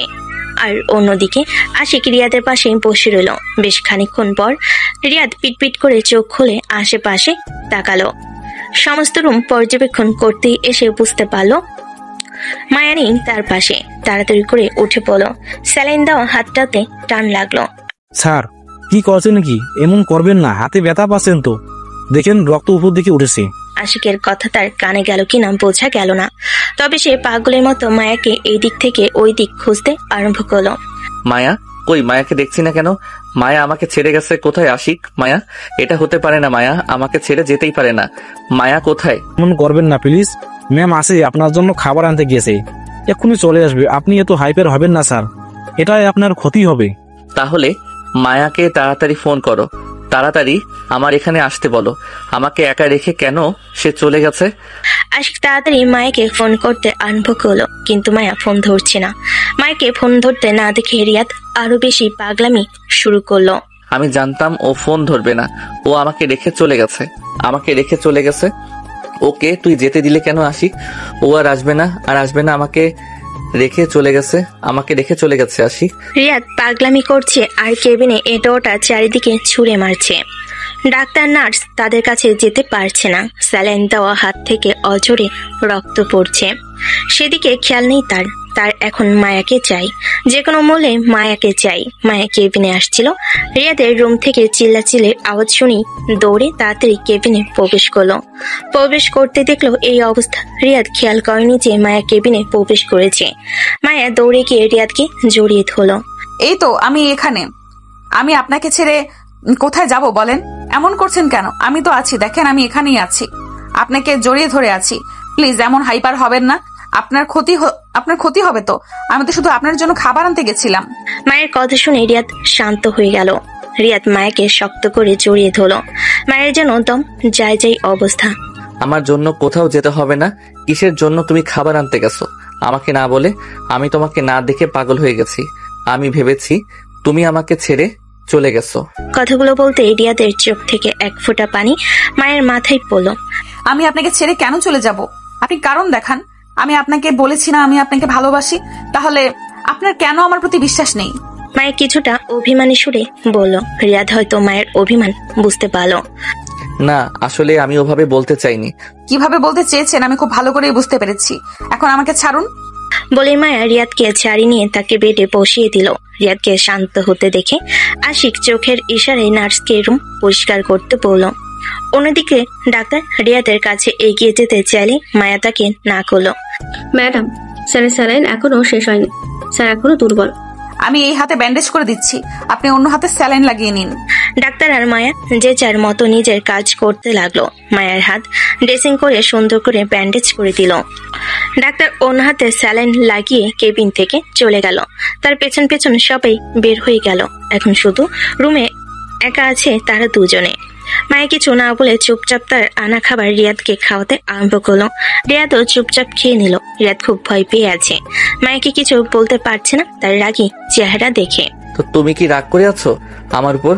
জাস্ট এতটুকু কথাই মায়ের বোম ফাটানোর জন্য যথেষ্ট ছিল। কেন আমি রাগ করে থাকবো কেন? আমাকে কি মানুষ মনে হয়? আমি তো মানুষ না, আমি তো গরু ছাগল। আর কি এরকম পাগলের মতো করছিলেন কেন? কিছু মনে না দেখে মনে করেন যে সব মেনে নেবো, তাই না? আমি চলে গেছি। আমি চলে গেছি? কি হলো? আমার কথার উত্তর দিচ্ছ না কেন? আমার কথায় কি আপনার কানে যাচ্ছে না? না মানে আসলে। কিসের না মানে আসলে? মুখ দিয়ে কথা বের হচ্ছে না? আমি বলিনি আমি আপনাকে পছন্দ করি। আমার মনে হয় আমি আপনার সাথে অভিনয় করছি। আমি কি আপনার চিটার মনে হয়? আমার কথার বিশ্বাস নেই? আমার মুখের কথার কোনো দাম নেই? আসলে আমিও ওভাবে বলতে চাইনি। তাহলে কিভাবে বলতে চেয়েছেন? বললেন আমাকে এইভাবে বলতে চাননি, কিভাবে বলতে চেয়েছেন? আমার উপর যদি আপনার বিশ্বাস নাই থাকে তাহলে আপনি আমাকে কিসের ভালোবাসেন? এটা কোন ধরনের ভালোবাসা আমাকে বলেন? আর যদি বিশ্বাস না থাকে তাহলে আমাকে ডিভোর্স দিয়ে দিলেই তো হয়। নিজেকে খুব পাগল প্রেমিক মনে করেন, তাই না? আর আমি কিছুই না। আমাকে তো আপনার মানুষ মনে হয় না। মানুষ মনে করলে এতটুকু বিশ্বাস থাকতো আপনার আমার প্রতি। কথাগুলো বলতে বলতে মায়া এবার কান্না করে দিল। রিয়াদ মায়াকে টেনে বুকের মধ্যে জড়িয়ে নিল। সরি, আর এমন হবে না। সরি, আর কান্না করো না প্লিজ। তোমার কান্না দেখলে আমার কষ্ট হয়। আসলে আমি তখন তোমাকে না দেখে হাইপার হয়ে গেছিলাম। আমার মাথাতেই কথা আসেনি। আমি তখন কি করেছি আমি নিজেও বুঝতে পারিনি। আমার কি মনে হয় রিয়াদ জানেন? আমার মনে হয় আপনার কাছে কুকুর বিড়াল কেউ মানুষ এত পাহারা দিয়ে রাখে না যতটা আপনি আমাকে পাহারা দিয়ে রাখেন। আমার সাথে তো আপনার কোনো বিশ্বাসই নেই। যেখানে বিশ্বাস থাকে না সেটাকে ভালোবাসা বলে না। আপনি যদি আমাকে সত্যিই ভালোবাসতেন তাহলে আমার প্রতি আপনার বিশ্বাস থাকতো যে আমি কখনোই আপনাকে ছেড়ে যাব না। সরি আমার বউজান। আমি আর কখনো এমন করব না। আমি আর কখনো তোমাকে অবিশ্বাস করব না। এবারের মতো মাফ করে দাও। একটুখানি সুস্থতা দাও। সুস্থ হওয়ার পর আমি কান ধরে উঠবস করব যে আমি সত্যি বলতেছি। না, আপনাকে কান ধরে উদ্বাস করতে হবে না। আমি আপনার কথা বিশ্বাস করছি। তবে আপনি যদি আমার বিশ্বাস ভাঙেন তাহলে আমি সত্যিই আপনাকে ছেড়ে চলে যাব। এমন জায়গায় চলে যাব যেখানে আপনি চাইলেও আমাকে আর কোনো দিন ফিরিয়ে নিয়ে আসতে পারবেন না। মায়ের সম্পূর্ণ কথা শেষ করার আগে রিয়াদ মায়ের ঠোঁট দুটো নিজের দখলে করে নিল। বেশ কিছুক্ষণ পরে ছেড়ে দিতেই মায়া জোরে জোরে নিঃশ্বাস নিতে আরম্ভ করলো। মায়ের ঠোঁট দুটো লাল টকটকে হয়ে গেছে, যেন এখনই রক্ত বের হয়ে যাবে। আর কখনো এমন কথা বলবে না। তোমার কিছু হলে আমি নিজেই শেষ হয়ে যাব। আমাকে শেষ করার জন্য কোনো বন্ধকের দরকার হবে না। তখন আমি বলছি আমার ভুল হয়ে গেছে, আর কখনো এমন হবে না। আর কখনো তোমার উপর আমি বিশ্বাস হারাবো না। আর কখনো তোমাকে আমি বন্দি করে রাখবো না। আপনাকে আমি স্বাধীনতা দেব, তুমি উঠবে, মুক্ত আকাশে উঠবে। দুজনেই কথা বলতে বলতে কখন যে ঘুমিয়ে গেছে তা দুজনের একজনও বুঝতে পারেনি। সেদিনের পর থেকে কেটে গেছে বেশ কয়েকটা দিন। রিয়াদ এখন ধরতে গেলে প্রায় সুস্থ। মায়ের যত্নে সে যেন তাতেই সুস্থ হয়ে গেছে। সেদিনের পর থেকে রিয়াদ মায়েকে দিয়েছে সম্পূর্ণ স্বাধীনতা, তবে তার সেফটি যেন সবসময় তার সাথে থাকে, লেডিস গার্ড থাকে। মায়ের প্রথমে মানতে না চাইলেও রিয়াদের কথা এটাতে বাধ্য হয়ে মানতে হয়েছে। রিয়াদের পাগলামে মাঝে মাঝে বের হয়ে আসতে চাইলেও রিয়াদ নিজেকে খুব কষ্ট করে মায়ের সামনে মানিয়ে নেয়। যদিও মায়া এখনো রিয়াদের মাফিয়া সম্পর্কে জানে না, শুধু এতটুকু জানে রিয়াদের পরিবারে কিছুটা সবার মানসিক সমস্যা আছে। মায়ের কথা মতো রিয়াদ এখন মাঝে মাঝে সাইকিয়াট্রিস্টের কাছে যায়। আগে থেকেই সবকিছু অনেকটাই কমে এসেছে। মায়া ঘুম থেকে উঠে বিছানার পাশে তাকাতেই দেখলো রিয়াদ তার পাশে নেই। মায়া উঠে নিচে আসতেই দেখলো রিয়াদ রান্না করছে তার জন্য। উঠেছো? ঘুম ভালো হয়েছে তো? ফ্রেশ হয়েছো? মায়া মাথা দিয়ে না করলো। রিয়াদ মায়ের সাথে কথা বলতে বলতে টেবিলে সমস্ত খাবার রেখে মায়ের সামনে গিয়ে দাঁড়াতেই মায়া তার মাথাটা রিয়াদের পেটের উপর রেখে শক্ত করে জড়িয়ে ধরল। রিয়াদকে আর করলো মায়া রুমে জুতা পরে আসেনি। মায়াকে কোলে তুলে নিয়ে ওয়াশরুমে চলে গেল। তারপর নিজ হাতে মায়াকে ফ্রেশ করে দিয়ে আবার টেবিলে নিয়ে এসে বসালো। আজকে তোমার সমস্ত পছন্দের খাবার রান্না করেছি। বলতে বলতে রিয়াদ মায়াকে খাইয়ে দেওয়ার জন্য মায়ের মুখের সামনে খাবার ধরলো। মায়া খাবারটা মুখে নেওয়ার কিছুক্ষণ পর দৌড়ে বেসিনে চলে গেল। মায়াকে এভাবে দৌড়াতে দেখে রিয়াদ ও মায়ের পেছনে পেছনে গেল। দেখলো মায়া বমি করছে। কি হলো? আমার রান্না ভালো হয়নি? ভালো না হলে খেতে হবে না। না, ভালো হয়েছে, কিন্তু আমার কাছে কেমন যেন গন্ধ লাগছে। কই, আমি খেলাম, আমার কাছে তো গন্ধ লাগলো না। তাহলে তোমার কাছে গন্ধ লাগলো কেন? আচ্ছা, তোমার কাছে গন্ধ লাগলে তোমাকে খেতে হবে না, যাও তুমি রেস্ট নাও। আশিক অনেকক্ষণ ধরে খেয়াল করেছে রিয়াদের অফিসের কাজে মনে কিছু একটা চিন্তা করছে। স্যার, আপনি কি কিছু ভাবছেন? আপনাকে দেখে মনে হচ্ছে আপনার কাজের প্রতি কোনো মন নেই। আশিক, আমার রান্না কি এতটাই খারাপ যে মানুষ খেলে বমি করবে? আপনার রান্না খারাপ হতে যাবে কেন? আপনি বাংলাদেশের সব থেকে বড় শিপের কাছ থেকে রান্না শিখছেন শুধুমাত্র ম্যাডামের জন্য। আপনার রান্না খারাপ হবে এটা মানা আমার প্রতি অসম্ভব। তাহলে তোমার ম্যাডাম বমি করলো কেন? হতে পারে ম্যাডাম অন্য কোনো কারণে বমি করেছে। আমার মনে হয় না ম্যাডাম আপনার রান্না খেয়ে বমি করেছে। আশিকের কথা শুনে রিয়াদ ভেবে নিল হয়তো অন্য কোনো কারণে মায়ের এমন হয়েছে। অফিস থেকে বাড়িতে এসে রিয়াদ মাইকে শক্ত করে জড়িয়ে ধরল। বলছি, আপনার শরীরে কি পরিমাণ গন্ধ, আমার বমি আসছে, তাড়াতাড়ি ফ্রেশ হয়ে আসেন। মায়ের এমন ব্যবহারে রিয়াদ অবাক হলো। মায়ের রিয়াদের শরীরের গন্ধ খুব পছন্দ করে। রিয়াদ অফিস থেকে আসলে মায়ের তাকে জড়িয়ে ধরে রিয়াদের শরীরে ঘ্রাণ নিতে আরম্ভ করে। আজকে প্রথম বলল মায়া রিয়াদকে এমন কথা। রিয়াদ অন্য কিছু না বলে ফ্রেশ হতে চলে গেল। সেদিনের পর থেকে রিয়াদ খেয়াল করেছে মায়ের রিয়াদকে তার কাছে ঘেঁষতে দেয় না। মায়ের ঠিক মতো খাবার খেতে পায় না, সবকিছু গন্ধ গন্ধ লাগে। মায়ের অনেকটা শুকিয়ে গেছে, চোখের নিচে কালো দাগ পড়েছে। মায়ের এমন অবস্থা দেখে রিয়াদের টেনশনের শেষ নেই। রিয়াদ অনেকবার করে বলেছে মায়াকে ডাক্তারের কাছে নিয়ে যাবে, কিন্তু মায়া বারবারই রিয়াদকে বলেছে ঠিক হয়ে যাবে, তার কোনো সমস্যা হচ্ছে না তেমন। কিন্তু রিয়াদ মায়াকে নিয়ে বেশ চিন্তিত। রিয়াদ মিটিং এ ছিল, এমন সময় তাড়াতাড়ি করে আশিক রিয়াদের কাছে আসলো। ম্যাডাম হঠাৎ কেন সেন্সলেস হয়ে গেছে? সার্ভেন্টার তাকে হসপিটালে নিয়ে গেছে। আশিকের বাকি কথা শোনার আগে রিয়াদ দৌড়ে বের হয়ে গেল। হসপিটালে এসে রিসেপশনিস্টের কাছ থেকে কেবিন নাম্বার জেনে দৌড়ে কেবিনে প্রবেশ করলো। দেখলো মায়া বিছানায় শুয়ে আছে। মায়ের জ্ঞান ফিরেছে। এক পাশে ডক্টর দাঁড়িয়ে, আরেক পাশে সার্ভেন্টরা। ডাক্তার, ও কেমন আছে? হঠাৎ করে কি এমন হলো যে অজ্ঞান হয়ে গেছে? আমি তোমাকে কতদিন ধরে বলছিলাম যে চলো যাই ডাক্তারের কাছে, তুমি তো আমার কথা শোনো না। তেমন কিছুই না, কিছু না খাওয়ার কারণে দুর্বল হয়ে গেছে। আর মিস্টার রিয়াদ, এখন থেকে আপনার স্ত্রীর বেশি খেয়াল রাখতে হবে। না খেতে চাইলেও জোর করে খাওয়াতে হবে। শরীরে প্রচুর পরিমাণে ভিটামিন দরকার। কেন? আপনার ওয়াইফ প্রেগনেন্ট, 5 সপ্তাহ হয়ে গেছে, আর টুইন বেবি, যা তার একটু বেশি সমস্যা হচ্ছে। বেশি বেশি খেয়াল রাখবেন। টুইন বেবি হলে সিকনেসের পরিমাণটাও বেশি হয়। রিয়াদের খুশি দেখে রিয়াদ না পারছে মায়াকে এখনই কোলে তুলে নাচতে। ডাক্তার ও নার্স সবাই কেবিন থেকে বের হয়ে গেল মায়া আর রিয়াদকে একা একা রেখে। তুমি বুঝতে পারোনি, তোমার তো বোঝার কথা, তোমার পিরিয়ড অফ হয়ে যাওয়ার কথা। জানি না, আমি বুঝতে পারিনি। তুমি কি খুশি না? কেটে গেছে 5 মাস। এই 5 মাসে রিয়াদ মায়াকে প্রচন্ড পরিমাণে কেয়ার করেছে। মায়ের এখনই চলাফেরা করতে প্রচন্ড কষ্ট হয়। তার পেট স্বাভাবিকের তুলনায় বেশ খানিকটা বড়। বড় হবে নাই বা কেন, যমজ বাচ্চা আছে যে। রিয়াদ আর অফিসে যায় না, বিশেষ প্রয়োজন ছাড়া সবসময় মায়ের পাশে থাকে। রিয়াদ হাতে ফল নিয়ে রুমে প্রবেশ করতে দেখলো মায়া কান্না করছে। রিয়াদ ফলগুলো বেড সাইড টেবিলের উপর রেখে মায়ের পাশে বসে মায়াকে জড়িয়ে ধরল। আমি কিভাবে বোঝাবো যে আমি কেমন খুশি? কি হয়েছে সোনা, এভাবে কান্না করছো কেন?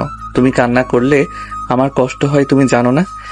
আমার নিঃশ্বাস নিতে কষ্ট হচ্ছে রিয়াদ, আমি একা কিছু পারিনি। দেখো না, এখন বিছানা থেকে উঠতেও পারছি না একা, প্রচন্ড কষ্ট হয়। আমার মাজা মনে হয় ব্যথায় ছিঁড়ে যাচ্ছে।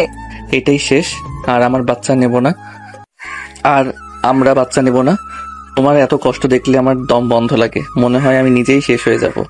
আচ্ছা চলো বারান্দায় যাই, তোমার ভালো লাগবে। মায়াকে বারান্দায় নিয়ে গেল রিয়াদ। মায়াকে বসাতে চাইলে মায়া বসলো না, তাই রিয়াদ দাঁড়িয়ে থেকে নিজের বুকের সাথে মায়ের পিঠ ঠেকালো। তারপর মায়াকে পেছন থেকে খুব সুন্দর করে আলতোভাবে জড়িয়ে ধরলো। রাতের আকাশ খুব সুন্দর, তাই না রিয়াদ? রাতের আকাশের থেকেও আমার আকাশ আরো বেশি সুন্দর। তাই আমি খুব ভালোবাসি তোমাকে সোনা পাখি। আমিও আপনাকে খুব ভালোবাসি। আপনি আমার জীবনে না আসলে আমি বুঝতামই না সুখ কি জিনিস। আমার না খুব ভয় হয়। কেন? আমি কি ভালো বাবা হতে পারবো? কেন হতে পারবে না?